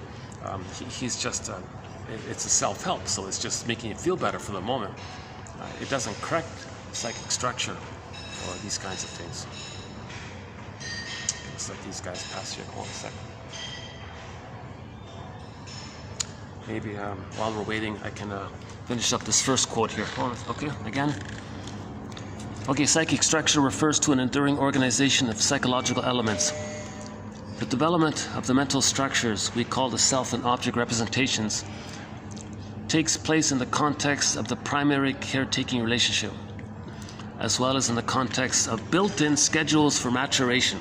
Yeah, that's what we talked about, right? The built-in schedules of maturation, right? 4 to 5 months hatching, 18 months narcissism dissipates. Okay, age 3, psychological birth, psychic structure. What was first interpersonal becomes intrapsychic, i.e. structure. And what is then intrapsychic is expressed interpersonally. The term object relations is a structural concept referring to the inner mental structure of self and object representations and their dynamic interplay, along with associated characteristic feelings, wishes, and fears. Okay, let's finish this one. What is at first interpersonal becomes structured. Gone? Oh, okay, gone, all right.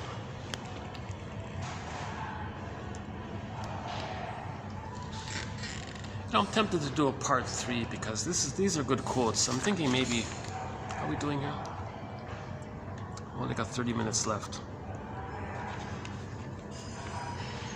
Yeah, let's do a part 3 because this point about object relations theory, this is a good quote by Elitha Horner about object relations theory.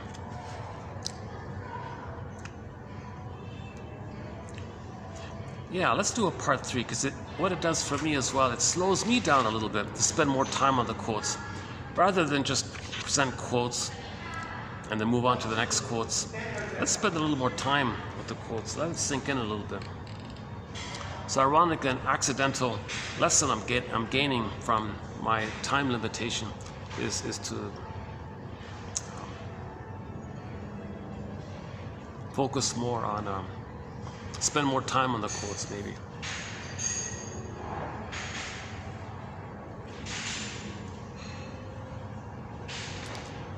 Where were we? Before those guys appeared. Hold on a sec.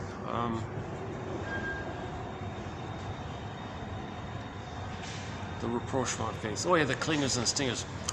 So when the clingers replay the record, what they do is, the record says, "Brother, shame them." Now they're still on the developmental path of "I'm not okay, you're okay," moving towards the natural result of "I'm okay, you're okay." So they're still sort of on that track. When the stingers say, "No, forget it, me not being okay," "No, you're not okay," they're off the track. They reject development, they reject feedback, they reject trust, they reject another obnoxious song. No, never apologize, never regret. Number one, they're infantile megalomania. So their humor is very cynical, their humor is very dark.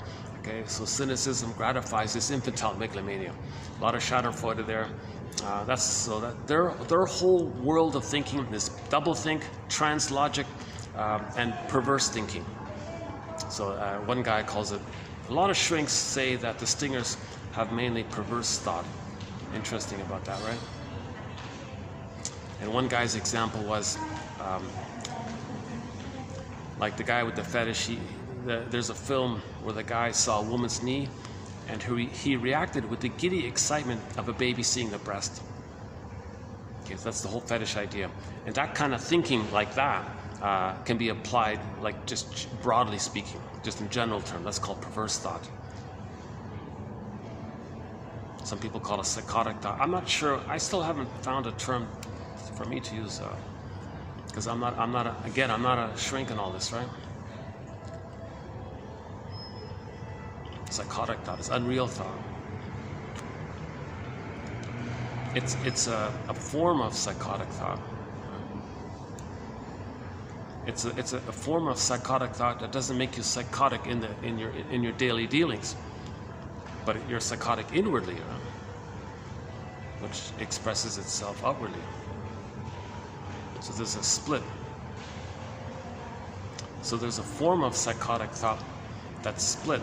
It allows you to function in daily life, but you're emotionally operating underneath it. Your unconscious motivation is psychotic, although you sound reasonable. It's called rationalization. So the person's using the 10 PhDs to hide their psychotic thought. Ugh.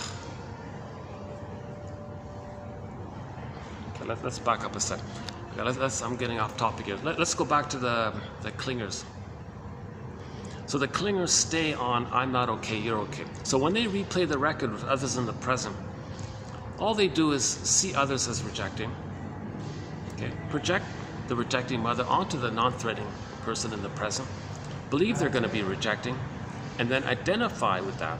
Now, when you identify or believe they have that identity, believe that they possess the thing that you projected, so believe that the person in the present is going to reject you, that puts a kind of pull or a pressure or a tug for that person to reject them. So then they recreated it. The record said mother shamed them, rejected them. Transfer that to the present, express that interpersonally in the present, get others to reject them. Then they know it's on the record. As above, so below. Inside out, right? So the clingers don't hurt others, they just trick others to kind of hurt them, I guess. But them doing this is for them to know their mother hurt them. Then they can make a therapeutic turning point.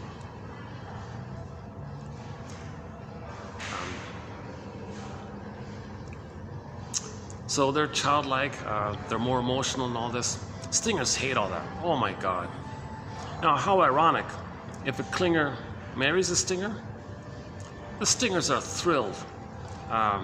Because the clinger is saying, I'm not okay, you're okay. Stinger says, well, of course I'm okay, you're not okay. Now the stinger has somebody to shame, to be loyal to the mother who shamed them. They're going to see them onto the caretaking, pleasing, nice, foolish, childlike clinger. They'll see their wounded no goodness onto them and say they're no good. They're the shaming mother who shames them, but they're going to see them onto the partner, so they can shame the partner. So the stinger is thrilled to have somebody to shame, devalue, be envious towards, damage, whatever. The clingers say, well, that makes sense because I'm not okay, they're okay. Whoa. It takes the clingers 6 to 7 years, can you believe it, of this emotional abuse to realize, oh my God, the whole time I'm trying to save them and be nice to them and take care of them and help them and feel better and join me and be partners and all. They've been hating me the whole time, and that's all they want to do is just reject it and hate me and have a sadistic delight that they're hurting me, and I'm naively trying to save them. The clingers and the stingers, oh my God, they want to puke or something, and they want to find a waterfall and to stand under Murray. I'm not a fan of him, but I remember the song by Murray McLaughlin, a folk singer. If the wind could blow my troubles away, I would stand in a hurricane. Maybe we can modify it. If a waterfall can wash away the disgust I feel by letting myself be treated so badly for 6 to 7 years, I would stand under Niagara Falls or Victoria Falls or one of those beautiful waterfalls. You got to just wash that away, kind of thing. So clingers say never again, like no way, right? So clingers usually write a self-help book entitled "Codependent No More," or they might play April Wine's song "Won't Walk Down That Road No More." And that song was about the pain of giving your soul away all the time, right? So the clingers are giving their soul away all the time. Trust, join, let's be together, let's grow together. Stingers, I hate all that. Don't bother me with that. And they shame them. Ouch. Oh, okay, no. So what the clingers are doing is a thing called sweet lemons. Okay? They'll distort. Remember, the intrapsychic is like a lens. We distort the present to fit the lens. The clingers' lens is, I'm not okay, you're okay. Okay? So they're going to distort. So they call it sweet lemons. No, the stinger's not sour and bitter and all. No, they're sweet. They're going to distort it. They're going to lie to fit the lens. They're going to distort the present to fit the lens. So they're lying to themselves because they want to fit the lens. They're stuck with that lens because they're in that place. They're still looking for the good parent substitute to help them resume development. Stingers, what are you talking about? Their development got derailed before them. So they don't know what you're talking about. They're in a different psychological realm where they're just mainly embittered and just repeating trauma, mother shaming them. The stingers are married to mom. Okay, they become the mom. Okay, the clingers are saying, no, why don't we be partners together, have our own little tunis. Forget it. The stingers are just married to mom. They're loyal to mom, and to do so, to be loyal to mom, they got to shame the spouse. Okay? So they're not going to love the spouse. That's why the spouse finally leaves and writes that self-help book, says codependent no more. And most self-help books, somebody said, is written by codependents and all this. And they'll play, their songs might be like I Will Survive by Gloria Gaynor, all these kind of survivor songs. Now you thought you'd really,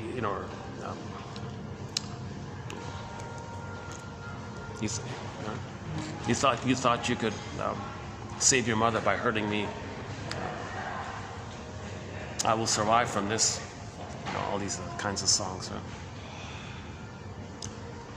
So yeah, that's a common setup when clingers marry stingers. Stingers. Now, when the stinger loses the clinger, oh, who cares? They'll have contempt. They need him anyways. Just find another one. they can't admit the loss. They don't have the psychic structure to accept loss. So the way to not feel the pain of that you would feel if you were to accept the loss is to deny the loss, to need them anyways. That's the sour grapes one. And filled with contempt, because the contempt and the cynicism gratifies the grandiosity of I'm okay, they're not okay. So, by the way, if more commonly, maybe, or equally commonly, is when two stingers get married. Let's say two stingers get married.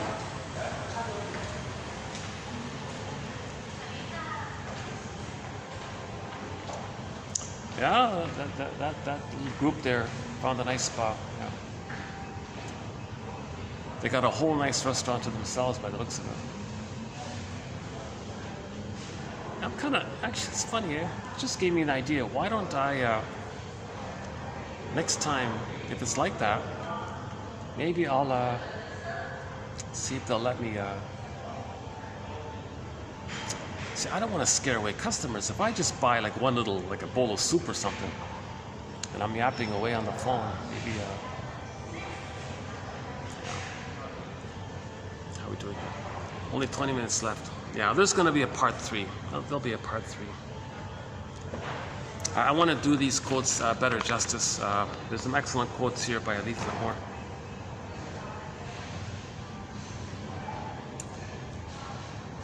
Yeah, let's do the scapegoat hunger one. Oh boy, here's a tough one. If two stingers get married,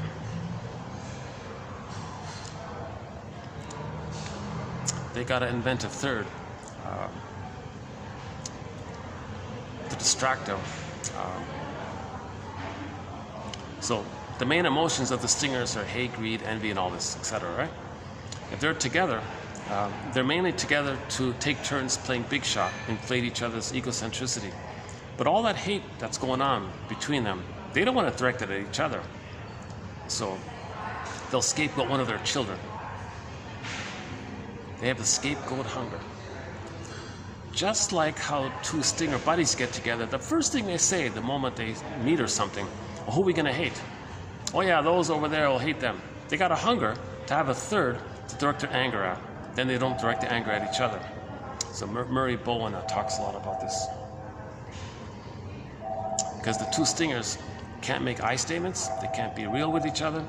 They're just playing God, take turns playing God together. And they're inflated, so they gotta have somebody out to hate. Because each stinger says, I'm okay, you're not okay. But wait a minute, they don't want to say you're not okay to the co-stinger. They need a third to say they're not okay. Yeah, they're not okay. We're okay. So we're okay, he's not okay, they're not okay.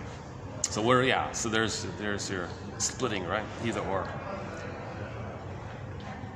And prejudice, obviously, right? Burglar says they take turns playing big shot if it's two buddies. And if someone makes a real feeling about them, oh, it's over. You broke the deal. Like we don't tolerate real feelings and all this. So they don't speak to each other anymore, right? So then the stingers will find other stingers to maintain the covert deal. Look, we'll just take turns playing big shot. You get a turn, I get a turn. No trust or feelings or real kind of genuineness or something. It's a utilitarian. You need to play God, I need to play God. So you get a turn, I get a turn. And we're both playing infantile gods. So you say you're okay, others are not okay, but not me, so we need a third. So first thing the stingers do is, gotta have a third to say they're no good.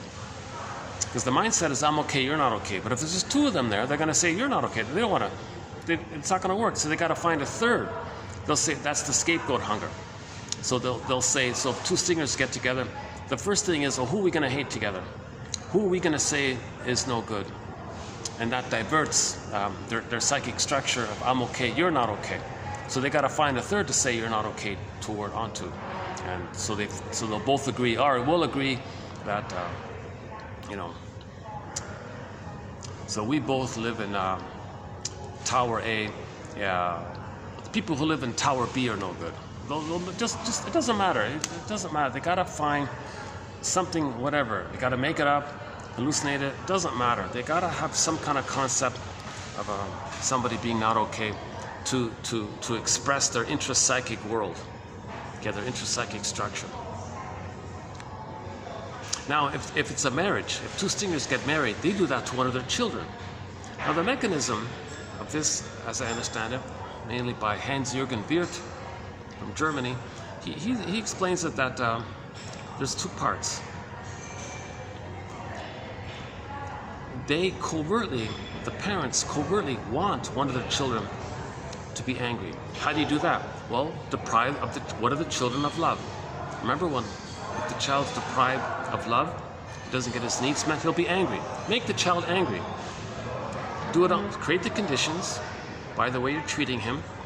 Wait for it to happen. Let it happen on purpose. LIHOP. The child becomes angry. Then the parents take covert delight in the evocation of the proxy. Evocation of a proxy. Again, the child is going to be a proxy.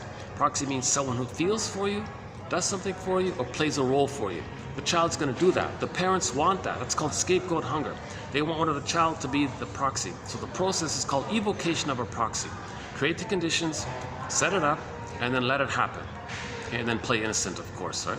So they, and then use rationalizations called psychological PR to rationalize. You lie to yourself because you're motivated to believe your lie because you're hungry to have the scapegoat. So one of the children is going to be scapegoated. That's just part A. Make the child angry. Then the father says, "Oh, he's expressing my anger." Covert, secret delight. All right, kid, I like how you express anger because you're expressing my anger. Because the father helped made it happen. Mother does the same thing. Then the mother and father don't direct their anger at each other. That's just part A, right? So set up, lie hop, evocation of a proxy, let it happen on purpose. Now the child's angry. And you get some relief seeing someone express your anger for you. That's just part A.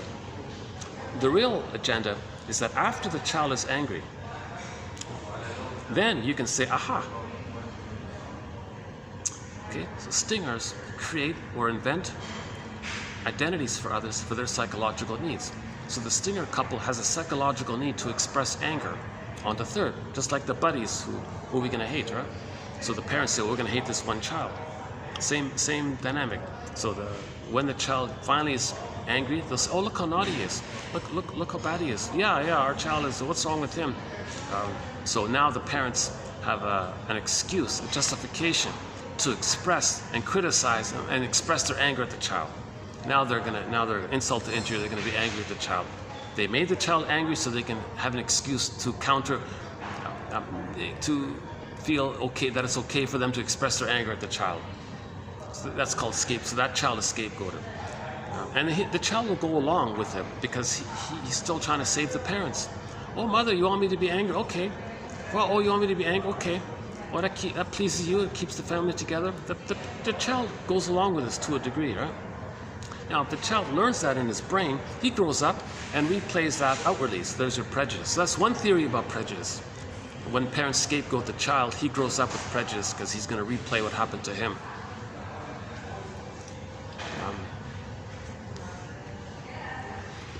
And the belief, oh yeah, by the way, as above, so below. So the belief that the child is doing something bad to them, the parents believe that, them creating the belief of that, that's like the psychological false flag. The parents believed that the child is hurting them, but they created it or evoked it. That's like a psychological false flag. So in general, when you see outwardly all these false, right? And then you have the excuse to counter, well, the template, okay, the intrapsychic, okay, back up a sec. Interpersonal leads to intrapsychic, which then expresses itself interpersonally. Okay? So when you see something in interpersonal, you look at the intrapsychic, the template is created with the trauma with the mother.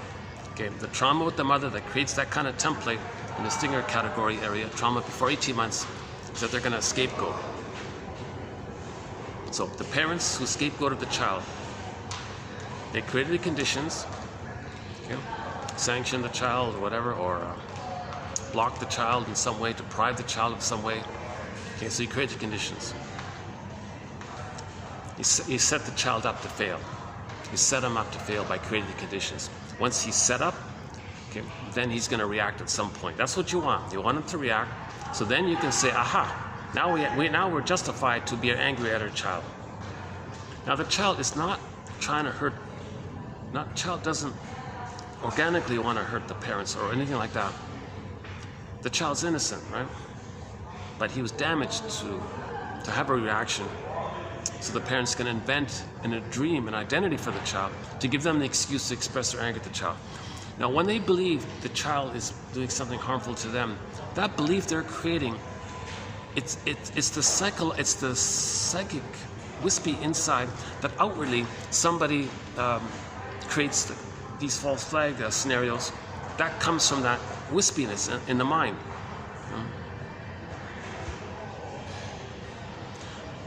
Now, if the child does directly do something, either way, it's either by the dream of their reaction or you evoked it. Either way, the parents want one of their children to express anger, either in reality or at a dream. They want to create it, let it happen. They want to create it so they can have excuse to express their anger. Because the mother and the father only have anger. They don't have love for the child. They're replaying, recreating their own traumas, and they're being loyal to the mother who gave them angry as a result. So they want to relive. Okay, I'm getting a little I think I'm stretching a little bit too much here. We recently did the 45 symptoms of homotraumicus. The 45 symptoms of homotraumicus. So these things that we see outside, it's a mirror to know the intrapsychic. As above, so below, inside out. So we talked about 45 things on the outside: pillage, poverty, guilt, plundering, pillaging, pollution, destroying the food, destroying the ecology, destroying the biodiversity, because those things happen to the child emotionally. If the child's given emotional poverty, child's soul plundered and pillaged, identifies with the aggressor, do those things outwardly to be loyal to the mother, do those things to him emotionally. So the template is created, and we recreate that and express it interpersonally later on. That's called the 45 symptoms of homotraumicus, recently discussed towards the end of 2712. The past 2-3 videos in 2712. It's called 2712, part 404, parts 4, 5, and 6, I think. 5 is the main one, I think. 5. Yeah. The heart of it is TQ 2712, part 404, part 5. That video, it's a 2-hour video. I think we covered the core of it there. And in part 6, there was a little tag on to it. Interesting theory about that. Undeveloped, still a work in progress.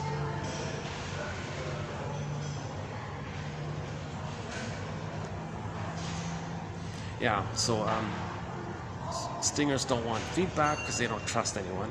They can't trust. Because when they were a baby, they trusted the mother. Mother exploited them. Mother exploited the child's trust. They don't want to trust again. In fact, they're the one that takes away other people's trust. The clingers trust them, they'll take away their trust. Now, there's a lot of doublethink and translogic involved. That's a whole topic, that one there. So all this propaganda, the source point is doublethink, hocus pocus, auto-hypnosis, double focus, auto-hypnosis, double focus, and then the thing called translogic. It's mad in there. A bully can be negative towards others, be reminded of what the mother did to them, feel badly, but they're the mother that caused that. See the rejecting mother that they acted onto the victim, and say the victim who in their fantasies, the rejecting mother, so there's no time, things can flip. When the baby's traumatized, the mother's voice is his voice. In translogic, you confuse people, and then people believe what you say. So people are confused. They say, oh, this and that. Oh, okay, it's this and that. They're recreating the thing that's in them. And those with that psychic structure, that's why they want babies to be traumatized. It's easy to brainwash them, hypnotize them, and control them, and tell them to believe what you want them to believe. That's why there's a lot of trauma with children. Oh, wow. Oh, it's raining, yeah? Oh, I brought my raincoat. That's okay, yeah. Just saw some flashes, some lightning flashes. Oh, the crowds are coming in. Maybe, how are we doing here? You know what, I only got, what is that, 5 plus, maybe 10 minutes left. Maybe let's move it back over there. Minimize interrupting these guys.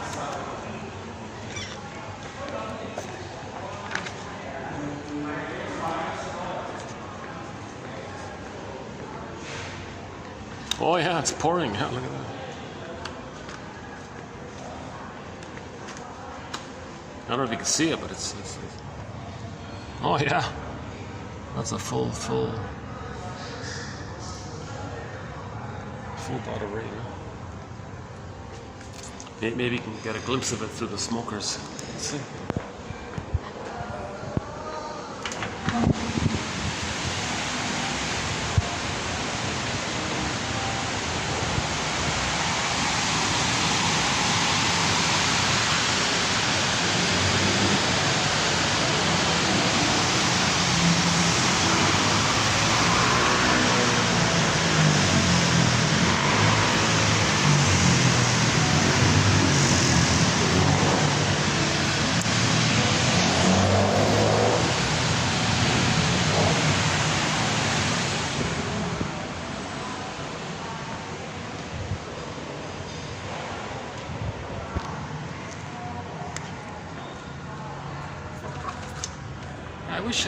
I wish I could get full storage. I'd love to do a 3 or 4 hour video. It takes me, it's funny, it takes me about 2 hours to sort of calm down, and then my storage runs out. I think some of my best videos are sort of like post, like in the 3rd or 4th hour, right? And then in the 5th or 6th hour, I'm starting to fizzle out a bit. Yeah, funny about that, eh?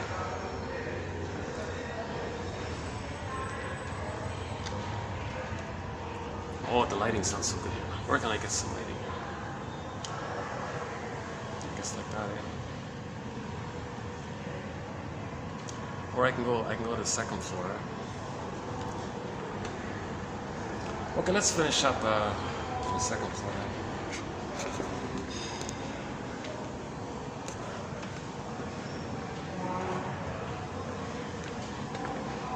Oh, the people are coming in. Okay. Oh, that's good. I'm relieved. Oh, I'm glad for these guys. So they've got a lot of customers. Okay, that's good. I was feeling sorry for them, but why are there no customers?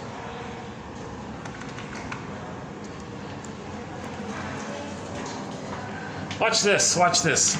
Oh, that's okay. It's a third. Oh, no, that one works.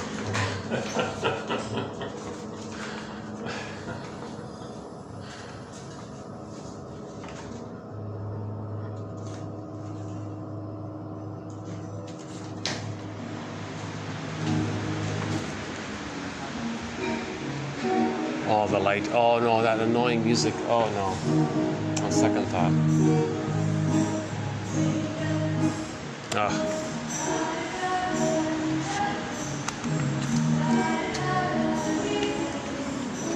On second thought. What do we got here? There's only yeah. Let's do Carl Sagan's quote here. Carl Sagan. Famous quote of his. It's been said that astronomy is a humbling, and I might add, character building exercise.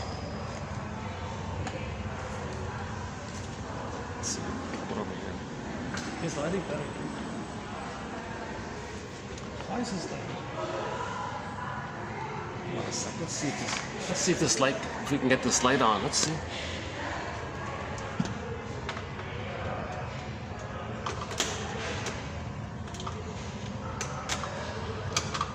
All right, how's that?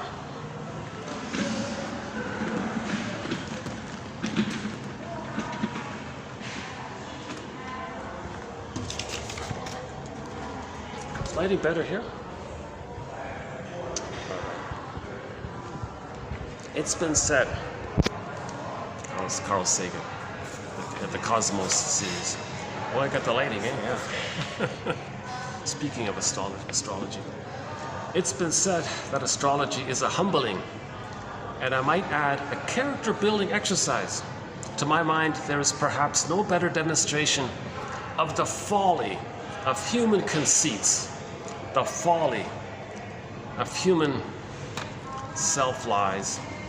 These self-lies is the illusion that we can somehow save the mother by being dysfunctional.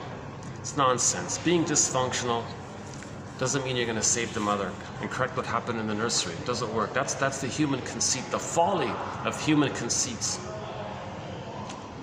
There is perhaps no better demonstration of the folly of human conceits than this distant image of our tiny world, the pale blue dot in the distance, right?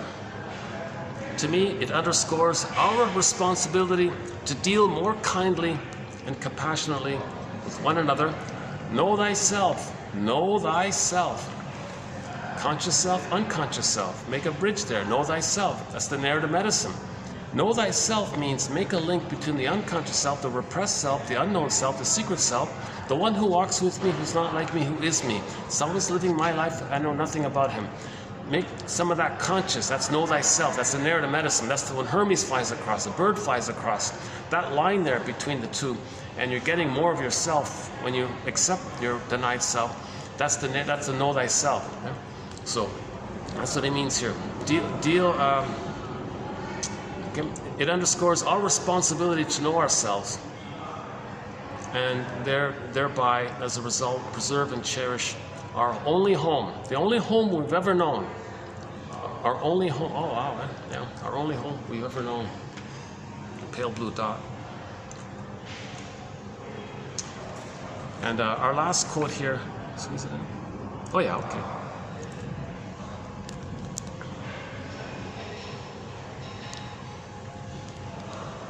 This is sort of like a meditation kind of thing. The experience, okay, this is not a cure or anything, but this sort of, I think this last one's for like a self-help exercise. So we're going to add a new little exercise on the self-help quotes. She says here, the experiencing self, like your feeling self, like yourself, in other words, like you, who experiences, the experiencing self, the one who has the feelings. You're not the feeling, you're one who has the feeling. The experiencing self is not the same as what one experiences. Right?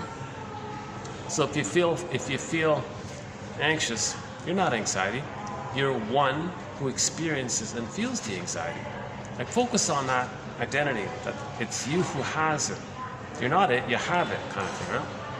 The experiencing self is not the same as what one experiences, but the sense of self who is having the experience. The capacity to focus upon the experiencing self is vital to the process of trying to understand. Again, the capacity to focus upon the experiencing self is vital to the process of trying to discover and connect with the self. When somebody tells me, I only feel confused, I may ask him to focus on the self who is having the experience of being confused rather than on the confusion itself. People often become so focused upon the experience that they lose touch with the experiencer, i.e., you, the self. It's just a self-help mindfulness meditation. Okay, you feel such and such. It's easy to get lost in the feeling, and you lose yourself. No, well, back up a second. I'm having this feeling. I have the feeling rather than the feeling having me, right? That's a common self-help slogan. You don't want the feeling to have you. You want you to have the feeling. Yeah, it's a similar idea.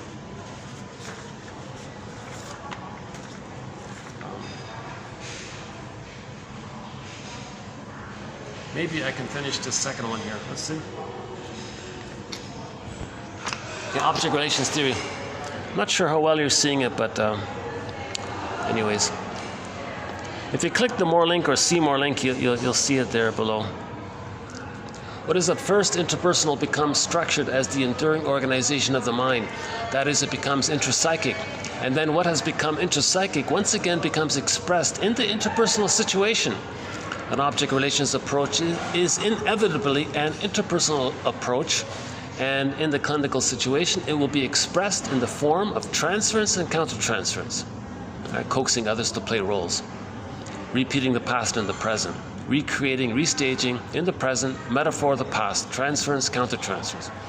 Attention to the interpersonal process is part of the object relations approach. Clients benefit most from psychotherapy when the therapist correctly identifies their core relationship problem, regardless of the presenting problem. Okay? So whatever their presenting problem is, you got to look for the structure underneath it. That's the real issue. This identification is enhanced by the therapist's understanding of the underlying structural situation in object relations terms.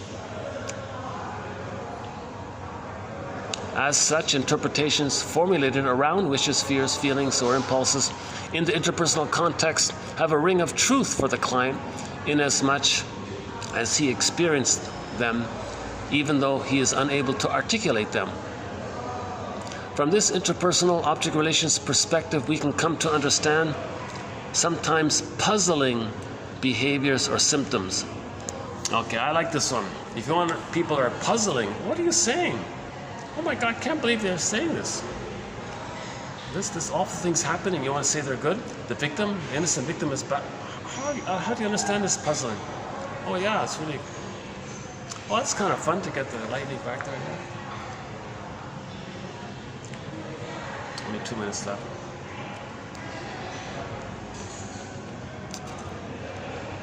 Okay, she gives an example here. Okay, so we'll finish this tomorrow. Yeah. So we'll do part 3, and in part 3 we'll talk about projection, more on projection, a little bit more on projective identification, and the difference between the two. So in the next video, in part 3, hope you'll return to your fantasy audience or any possible real audience in the future. In part 3, we'll discuss the difference between projection and projective identification. Projective identification is a sign of trauma. Okay? Coaxing others to feel what you're feeling so that you can, in your fantasy, think that your mother is feeling what you're feeling, i.e. you're one with the mother. If you're one with the mother, your mother feels what you're feeling. Now, if your mother feels what you're feeling, ideally, a loving mother would get the signal, get the message, and provide the motherly response to meet the baby's needs. So originally, if there's a trauma there, in the present, you want to recreate it. You see? So people who are gamey and tricky and all these duplicity, lies, excuses, and bombast, all these kind of games people play and all this. Shall I compare thee to an onion? If you layer it down, they want someone else to express and demonstrate that they're feeling and showing and feeling what you don't know that you're feeling. So that you're in your fantasy, you're still one with the breast mother. And now, this time, the person of the present, okay, it triggers the fantasy that you can be one with the good breast. Now, you recreated what you needed, what you wanted in your fantasy. Now, the good breast in the past, now you're back in the past in your fantasy, seeing the person being excited in the present. Now your mother gets a message, she notices. And then you think that as the baby needed to think, oh, mother got my message, she understood me. We're one, she understands me, she's attuned to me, let the music play on, the nerve line was there, she's gonna soothe me, and I'm gonna get loved. So people who engage in projective identification, that's to know the mother didn't soothe them, that the connection wasn't there. And so we'll talk more about that. Yeah, this is going to cut out any minute. Oh yeah, any second now. Usually it goes to 2:08. It's giving me 2:09 this time. Okay, so thanks very much. This is part 2 of TQ 2713. and I'll see you in part 3. And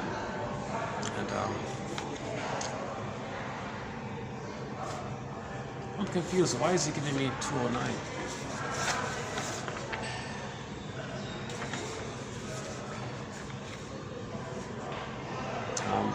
Let's see.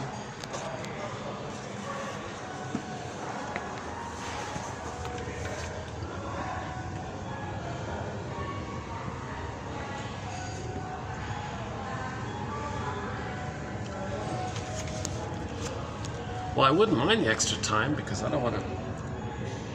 I'd like to wait until the rain stops. On the other hand, oh, it's not funny. It's giving me extra time. I don't get this. Every video so far, it stopped at 2:08. Now it's 2:10. Why is that happening? I've got a wacky phone here.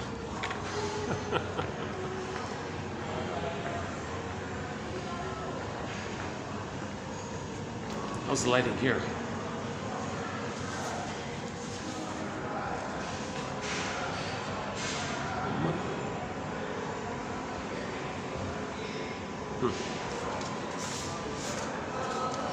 Well, the problem is that noisy band is on the 2nd floor. The 4th floor is occupied. Now these guys have got a lot of guests in here. I guess I can hang out here for a bit. Let's see.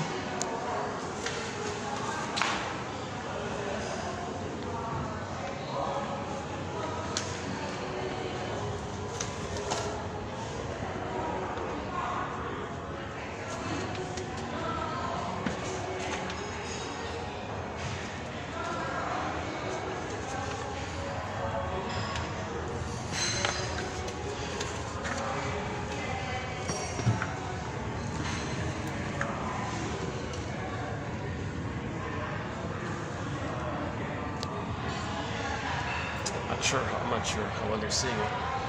Oh, this is really unusual, yeah.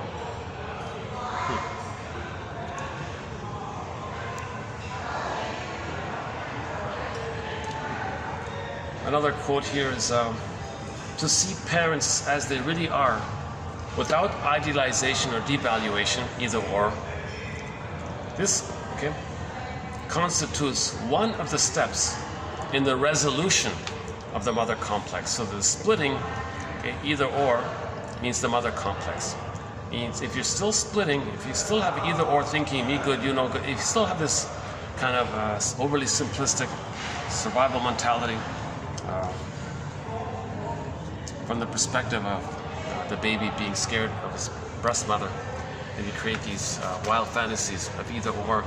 So the breast is the goddess or the demon, that kind of thinking. That means you're still stuck with the mother if you have that splitting. Splitting wasn't resolved. In normal development, splitting gets resolved, and then the mother is seen as whole. One person who's with many qualities. She has a whole psychological life herself. She's not a goddess or a demon, and they're separate characters. The mother's one person, not two mythological characters in your brain. The mother's a human representation. It's called whole object relating. That's the resolution of the mother complex, if the person can get to that place. So Bruce Springsteen on YouTube, Independence Day, Toronto, the intro he gives to that song, that's a key one there. Okay. So to resolve splitting, we got to find the third side of the coin. Okay, reference, so go to TQ 2599. Our quotes from the TV show Route 66. I think it's the 5th one on that list. About the third side of the coin. The third side of the coin holds the other two sides. The lighting's not too great here, is it? Now, okay, let's do this here.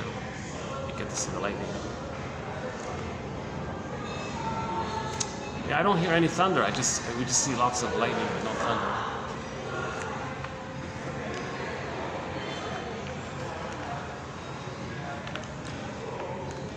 Yeah, I don't fully feel present myself, so I feel a little like. I also have this feeling of just sleepwalking through life a little bit.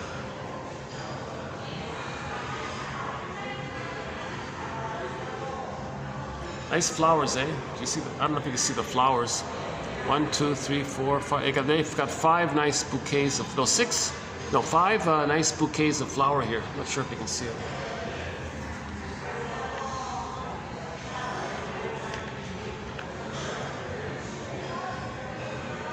So the mother complex simply means the baby didn't get enough love to leave her. Now he's stuck with her, imitating her. That's the mother complex. If it's the son, we can say he's got the mother complex or the Oedipus complex. If it's the girl, okay, she has the electric complex. The girl who grows up with the electric complex has the Jocasta complex. The boy who has the mother complex or the Jocasta Oedipus complex grows up with the Laius complex. Now, these 4 characters, they don't know themselves. They're just repeating the trauma, and they're not making sense. So the image is Orestia. Orestia saw the 2 sides. That's what this is here. Okay? Okay, don't... to see parents as they really are, without either or, idealization devalued, he says here, without dependent idealization. Okay, so those who put their mothers on a pedestal and have this over-the-top praise for them, okay, that's a reaction formation. They're not aware that it's the opposite. Okay? Or if they accept the opposite and deny the other, it's still splitting. Defensive disparagement. Okay, defensive disparagement. Okay.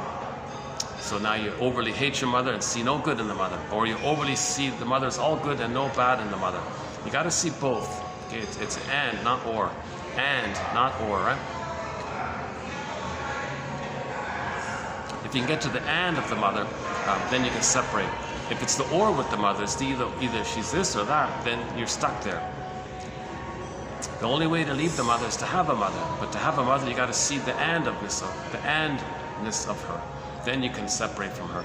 If you're seeing her in either or terms, you don't have enough substance to separate from her. You're actually fused with the 2 sides. You've got a split fusion going on. Part self fused with part other, split off with another part self fused with another part object, another other. Okay, if that's in the template, now you got extremism. Now you got these over-the-top, entitled, grandiose. Okay, and then now you're getting all these. Now you're getting to the prejudice. Prejudice is a sign of trauma. Double think. In service of rationalization, not self-awareness. You know, that's why Burglar, one of our mentors, says all these advertising guys, PR guys, all these guys, they use a lot of this unconscious dream world logic onto people. Because a lot of people have unconscious dependency on the mother. It's all good. Oh, buy this product, it's all good. It'll never let you down, it's reliable. They describe the breast mother and slip in the product for that, but don't tell you they're describing the breast. But they describe, so buy this washing machine, and they'll describe the washing machine as the good breast. And people have this uncanny, they're confused, and you say good things about it, you say you gotta have it, oh, I gotta have it. So the mechanism with trans logic is, when the baby's confused, he ends up taking as his voice his mother's voice. Imagine that being replayed interpersonally later on.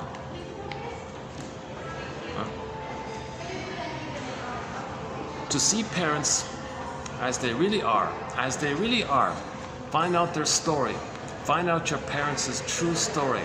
That's called honoring your parents. You want to honor your parents? Find out who they really are. Get the truth. The truth will upset you free. The greatest hurt of all. Mother failed to provide a secure attachment style. That's the truth. Why is my phone giving me 2 hours and 18 minutes? I'm really, I don't know what's going on with my phone. That's the first time I've had time over 208. Okay, never mind. Let's see if it works. Again, to see parents as they really are, without dependent idealization. See, when you say the mother's a goddess, you're still in that childlike place of helpless baby, mother's the good, powerful, all-knowing breast. Or defensive disparagement. Now you're angry and putting down the mother.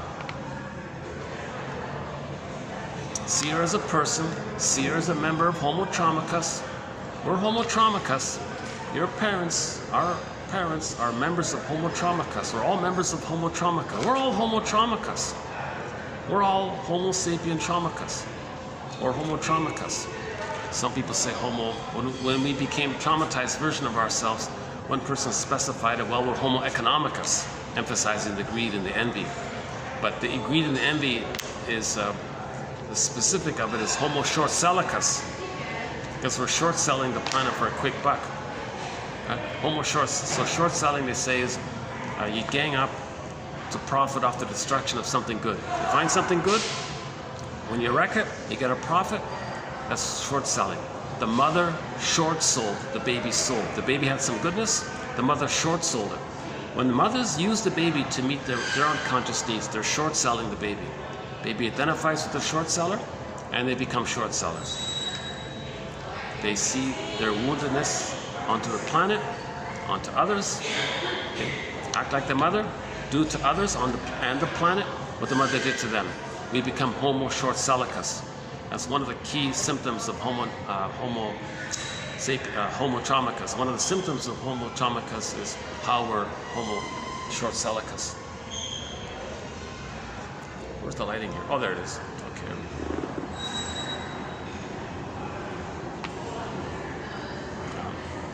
So, yeah, Rosanna Deerchild has a line. The more I learned of my mother's story, the more of a person she became to me. A person. See her parents as people, like persons. Not just parents, see them as persons. Identify the personhood, the personness in them, behind the role of being a parent. See the person behind of your parent. Just like a curtain, just turn the curtain of their parental role aside for a minute and see the person underneath it. It's a wounded child underneath there. Confused, angry, wounded child in there. We're Homo traumicus. We're all members of Homo traumicus. We became a traumatized version of ourselves 10,000 years ago. So for more on that, TQ12, 2712, Part 4 of 4, or the whole set of videos. To see our parents as they really are. Find out your parents' favorite jokes. Find out your mother's favorite joke, your father's favorite joke. That can be a clue. Okay. Be a detective. Like that film that I love, Huckabee's comedy film. Be an existential detective. Robert Bly says this, you gotta be a detective. Be a detective. Okay? Be a psychological detective. Find out your mother's favorite joke, your father's favorite joke. Find out their first three earliest memories. That's a clue. Maybe think about the birth order issue. Is your mother the oldest, the middle child, the youngest child? That might be a clue. Likewise with the father. Okay? Are they both stingers? Then which child was scapegoated? Usually they scapegoat, if they have two children, if both parents are the stingers, they might scapegoat one child, so there's this quote-unquote bad child, right? And they might give all the supplies and support for another child as a narcissistic, glorified extension of them. So one child becomes very successful, the other child is a mess in all this. Pat Benatar, yeah. I like Pat Benatar, what she said. Pat Benatar said, as long as she lives, she's going to play that song, Hell is for Children. We played it last year, about a year ago we played that song.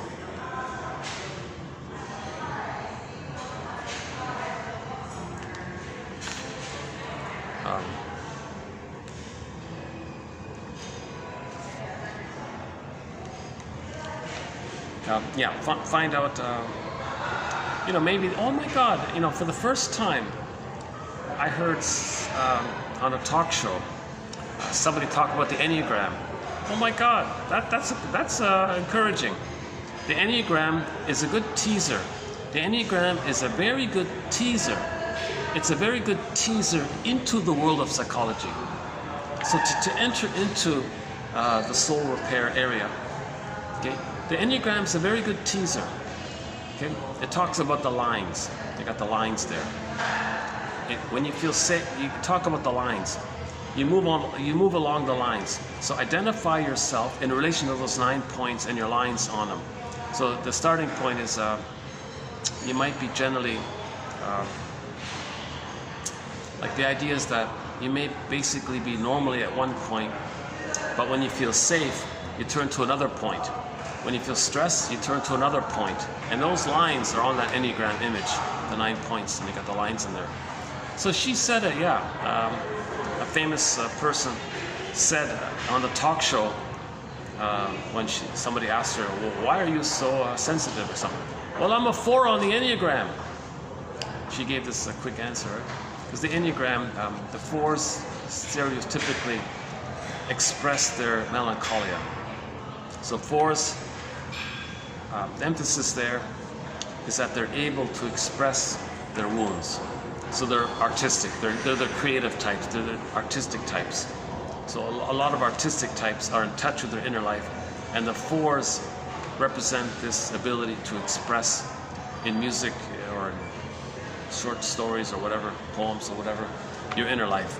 So that's sort of the... Now we all have 4ness within us. So whoever you are, what's your relationship to the 4? What's your relationship to all the 9 points? Because all the 9 points are parts of us to a degree. The point is that they're all aspects or psychological elements of ourselves. So it's just a teaser. So find out about your parents. Enneatype. Type your...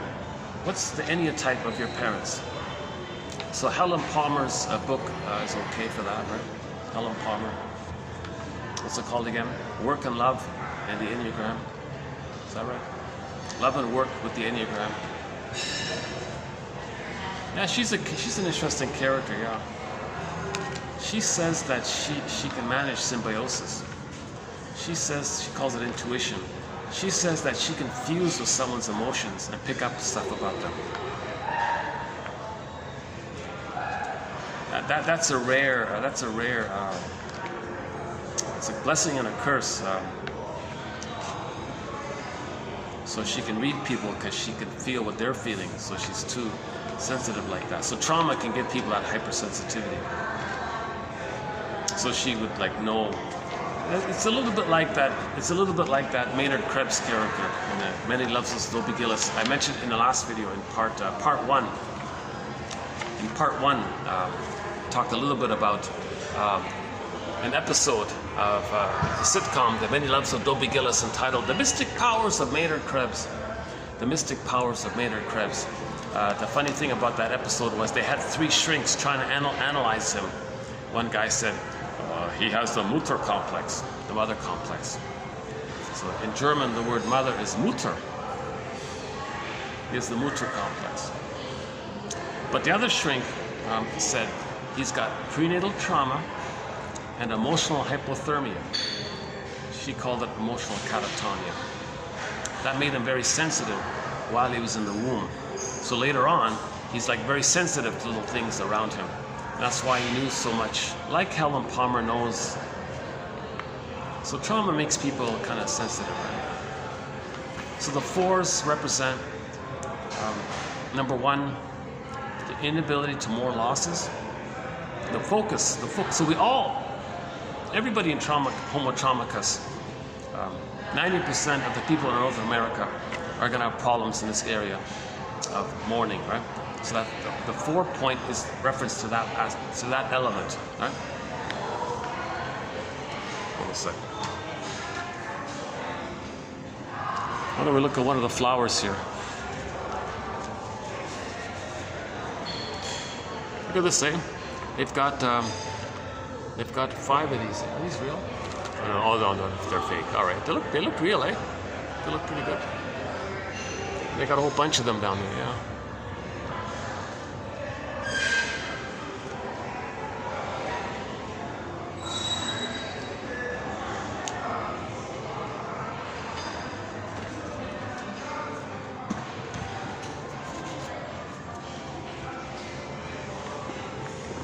Little recording. I don't get this. Wow. I'm really confused by my phone.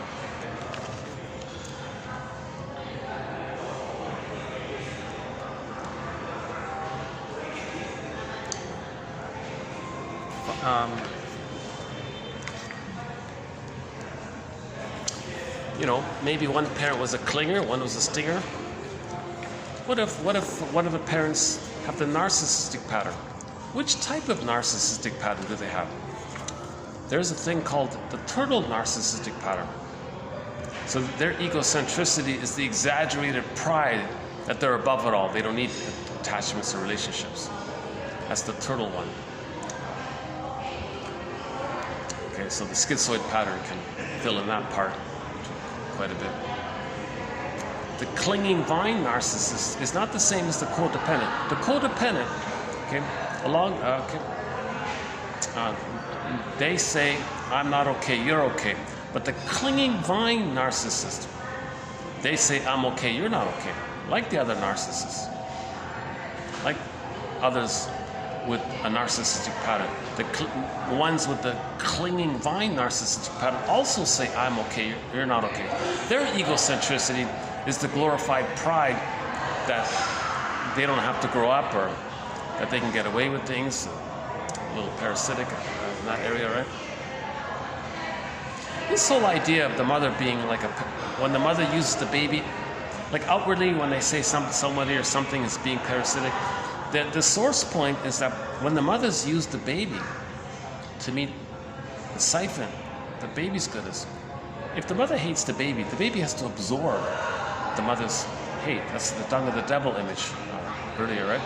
If the mother's using the baby in some way to meet her needs, for example, the mother shames her baby to replay the record that she has of how her mother had shamed her, and in the situation of having a baby, she plays the shaming mother who shames herself. She doesn't want to feel the pain of the mother shaming herself. She sees herself onto the baby, hence is using the baby to meet her unconscious need, to have the fantasy that when she replays what had happened to her, she can somehow magically change the past, undo the past, correct the past. Oh, there's the manager guy.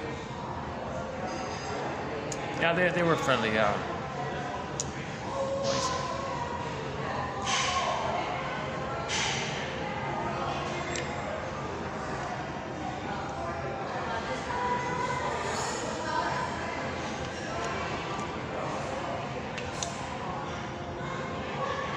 Is he from Italy? I'm not sure where he's from. Yeah, I didn't really talk too much.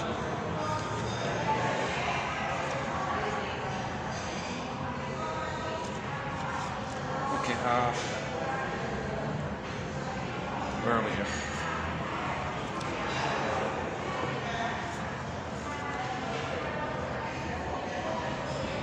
Oh yeah, so when the mother uses the baby to meet her unconscious needs, so some people might say she's being parasitical, right? To in that way. Baby identifies with that. Later on, acts like her to be loyal to her.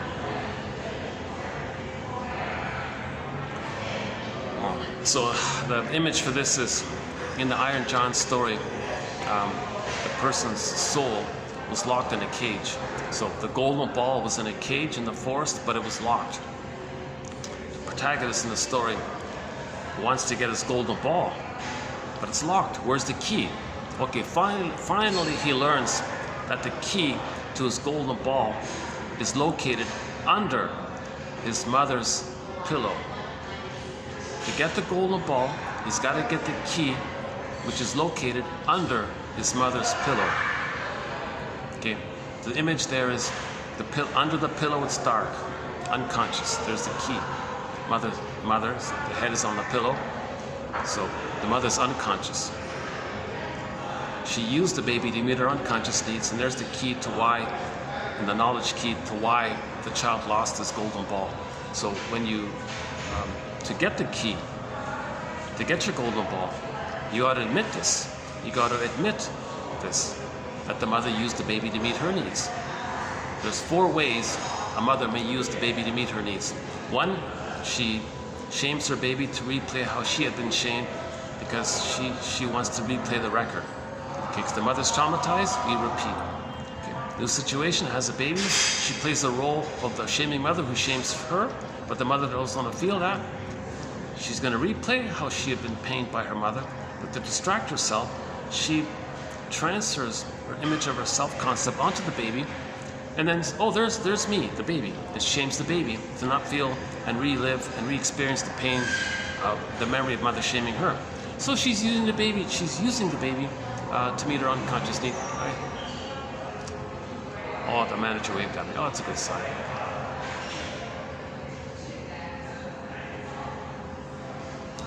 Okay, what else? What's that? Oh, okay, he waved, so it wasn't about, okay. So there's no complaint about my talking. I don't think they can hear me because they're yapping way down in there. I think we're okay. Hopefully we're okay. Let me double check. Let's see.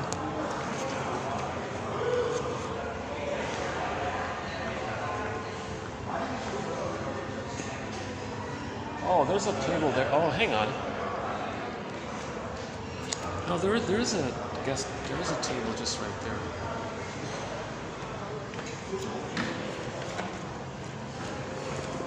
I just want to make sure I'm not. The last thing I want to do is bother any guests or something. Let's see. Okay, just in case, let's move here.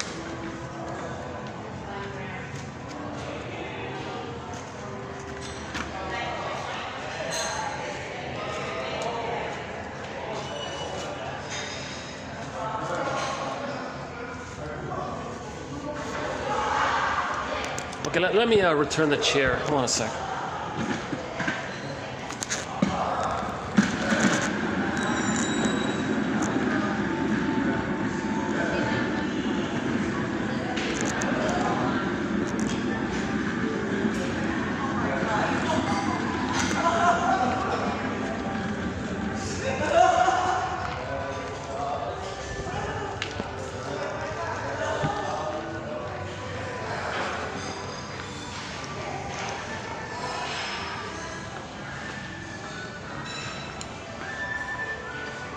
Oh, there's that annoying whistling sound. Let's go the other way.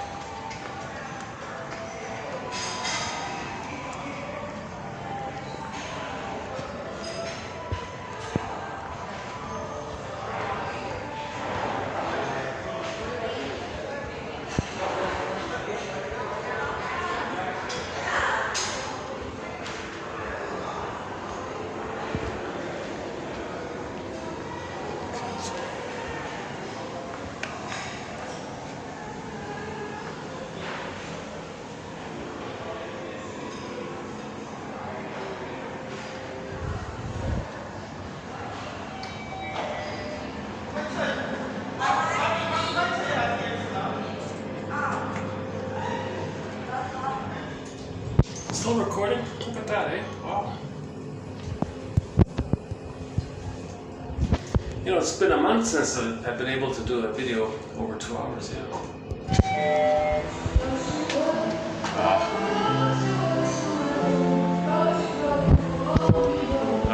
The band is downstairs, yeah.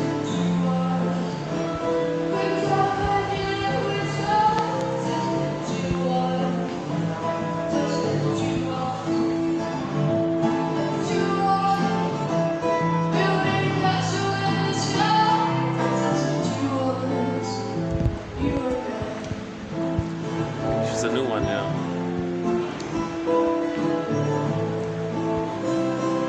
You know, they had one singer there once that sounded just like Beatrice Deer. I said, oh my God, she sounds just like Beatrice Deer. Hey, I wonder if I can... There's some light over here. What about here? Hey, what about here? What about here? There's light right here. Hey, hold on a second. A little bit of light, yeah, not too hot.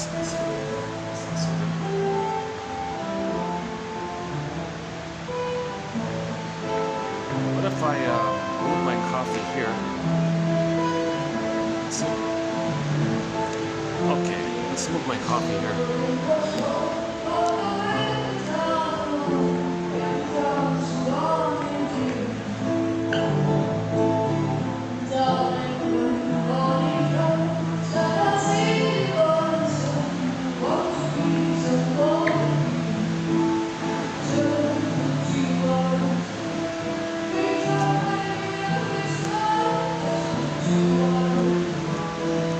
I'm still officially a guest here. I didn't finish my coffee.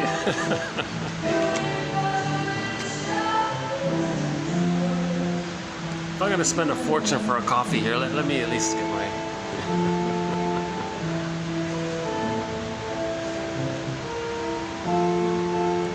Oh, it's not so bad. Yeah, my first time. It's not so bad here after all. Yeah. Sorry about the lighting.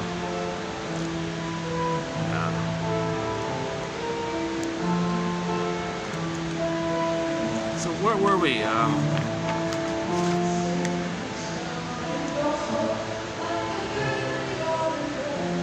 See, that song, just the two of us that she's singing, that's what it's meant to be. The mother and the baby, just the two of them. Mother-infant dual unity. Don't separate the baby from the mother for the first 4 to 5 months. Have the attitude that the baby is still in the uterus. It's an outer, invisible womb. A social, invisible womb. Have that kind of attitude. And let the baby have this extended paradise. If that paradise is broken, okay, you're going to enter into one of the stinger personality patterns.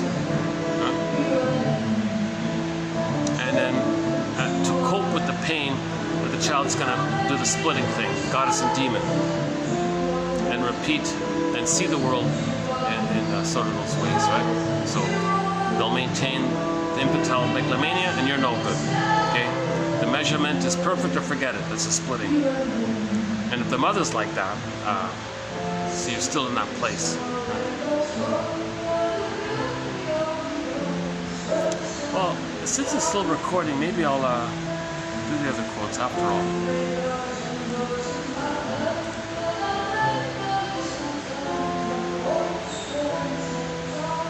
Let's see what the next song is. Oh, she's good. This one's a better one. I can tolerate this one. Oh, they had one band I had to leave. Oh my God. Let's see what the next one is.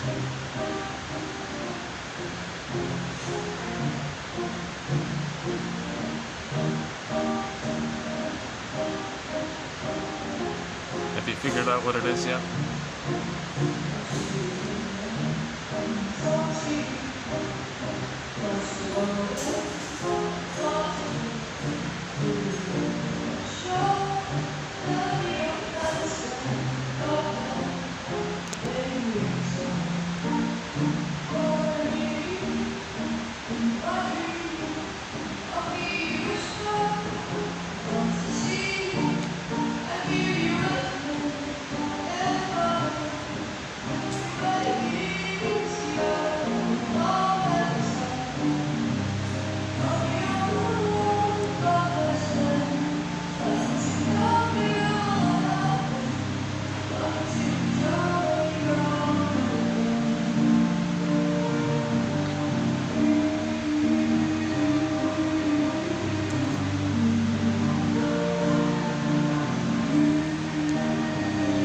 Why don't we do the projection versus projective identification quotes here? Okay. Well, I'm not sure how well it's showing here, but projective identification entails projecting one or more self-representations or one or more object representations into the other, and then relating to that person as though she were, in fact, the projected self or the projected object. So some memory in your inner life about yourself or the other, you see that into them and believe that they possess and have that thing that you projected. And with that belief, you interrelate to them to get them to express something that's within you. Okay. This is to know what's within you. Projection is the means of bringing repressed material to consciousness. Projective identification is distinguished from projection in that a self-representation or an unassimilated maternal interject are projected, whereas in simple projection, a trait or attribute of the self is thus externalized. So in other words, there's much more going on. There's much more deep core memories being projected. The desperation of projective identification is to coax, prod, someone else to feel what you don't know you're feeling. Get them to be the perfect good breast that you need in the past who soothes you. So projective identification, all this goading and tricking and lies people play, games people play, duplicity analysis, all these false rhetorics, and well, rhetorics is all false, right? All this rhetoric stuff, and the advertising and PR, translogic, double thing, all these games people play. The layered down thing is that you want someone else to be one with, but the other is feeling what you're feeling, to recreate the fusion, the self and other, just the two of us, the one, mother, infant, dual unity. And if you think by your tricks you can trick someone to be the good breast for the past, it's not going to work. Nobody in the present can be the good breast mother that was needed back in the past. It's never going to work. No matter how many games people play or how aggressive people are or how demanding people are, it's impossible to change the past. We can't change the past. We got to recognize the past, mourn it, capture it. The ghost is laid to rest. The life force comes into the present. That's the issue. Make the unconscious conscious, the ghost is laid to rest. If we don't make the unconscious conscious, okay, the ghost is still haunting us, okay, and the ghost is is driving us, kind of thing. No, we want the ghost to be laid to rest. Okay. So admit the reality, the pain, the mourning, okay, the consciousness of it, that leads the ghost to rest. The ghost wants to be laid to rest. The ghost doesn't want to fly around haunting the person all the time. The ghost wants to be laid to rest. I don't know this. Rick Emmett mentioned in that interview I heard yesterday, there was a band, I don't know this band, called Frozen Ghost. That title caught my attention, Frozen Ghost. The ghost is there and it's frozen, but it's still a ghost. You don't want a frozen ghost. You want the ghost to have a real rest. That's an interesting image that he offered. It blends in and condenses the freezing of the feelings, the frozenness, and the ghost is frozen. It's still haunting you. It's still a ghost if it's frozen. I'll look up that band, see if they have any good songs to play.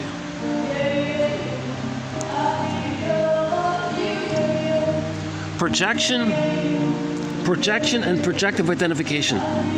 The first refers to when we attribute to others feelings that are in fact our own, without this necessarily having any effect on them.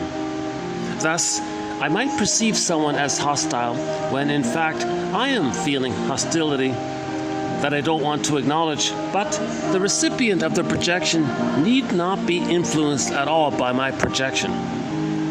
Okay, that's projection. The other's not affected by it. You're just reacting to your fantasies.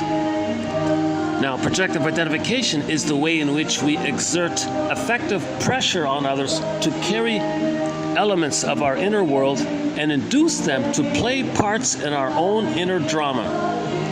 Right? So there's the difference. Projection is one thing, but once you start investing and wanting to poke and prod them to play the mother or the self and recreate the past, thinking you can change the past, that's called projective identification. Goading others, prodding others, being passive aggressive to make them angry. Okay? So all these games people play. So find out which parent is more manipulative, more a pathological liar, more passive aggressive, more with excuses, more with lies, more with guilt trip tactics, more with all these manipulation tactics. Who's more emotionally abusive in all this? If that person doing this is engaged in projective identification with the grand fantasy that somehow they can magically enter back or be back in the past or live back in the past and get the proper soothing by the oneness of the fusion of the baby and the breast mother being one, and the breast mother soothes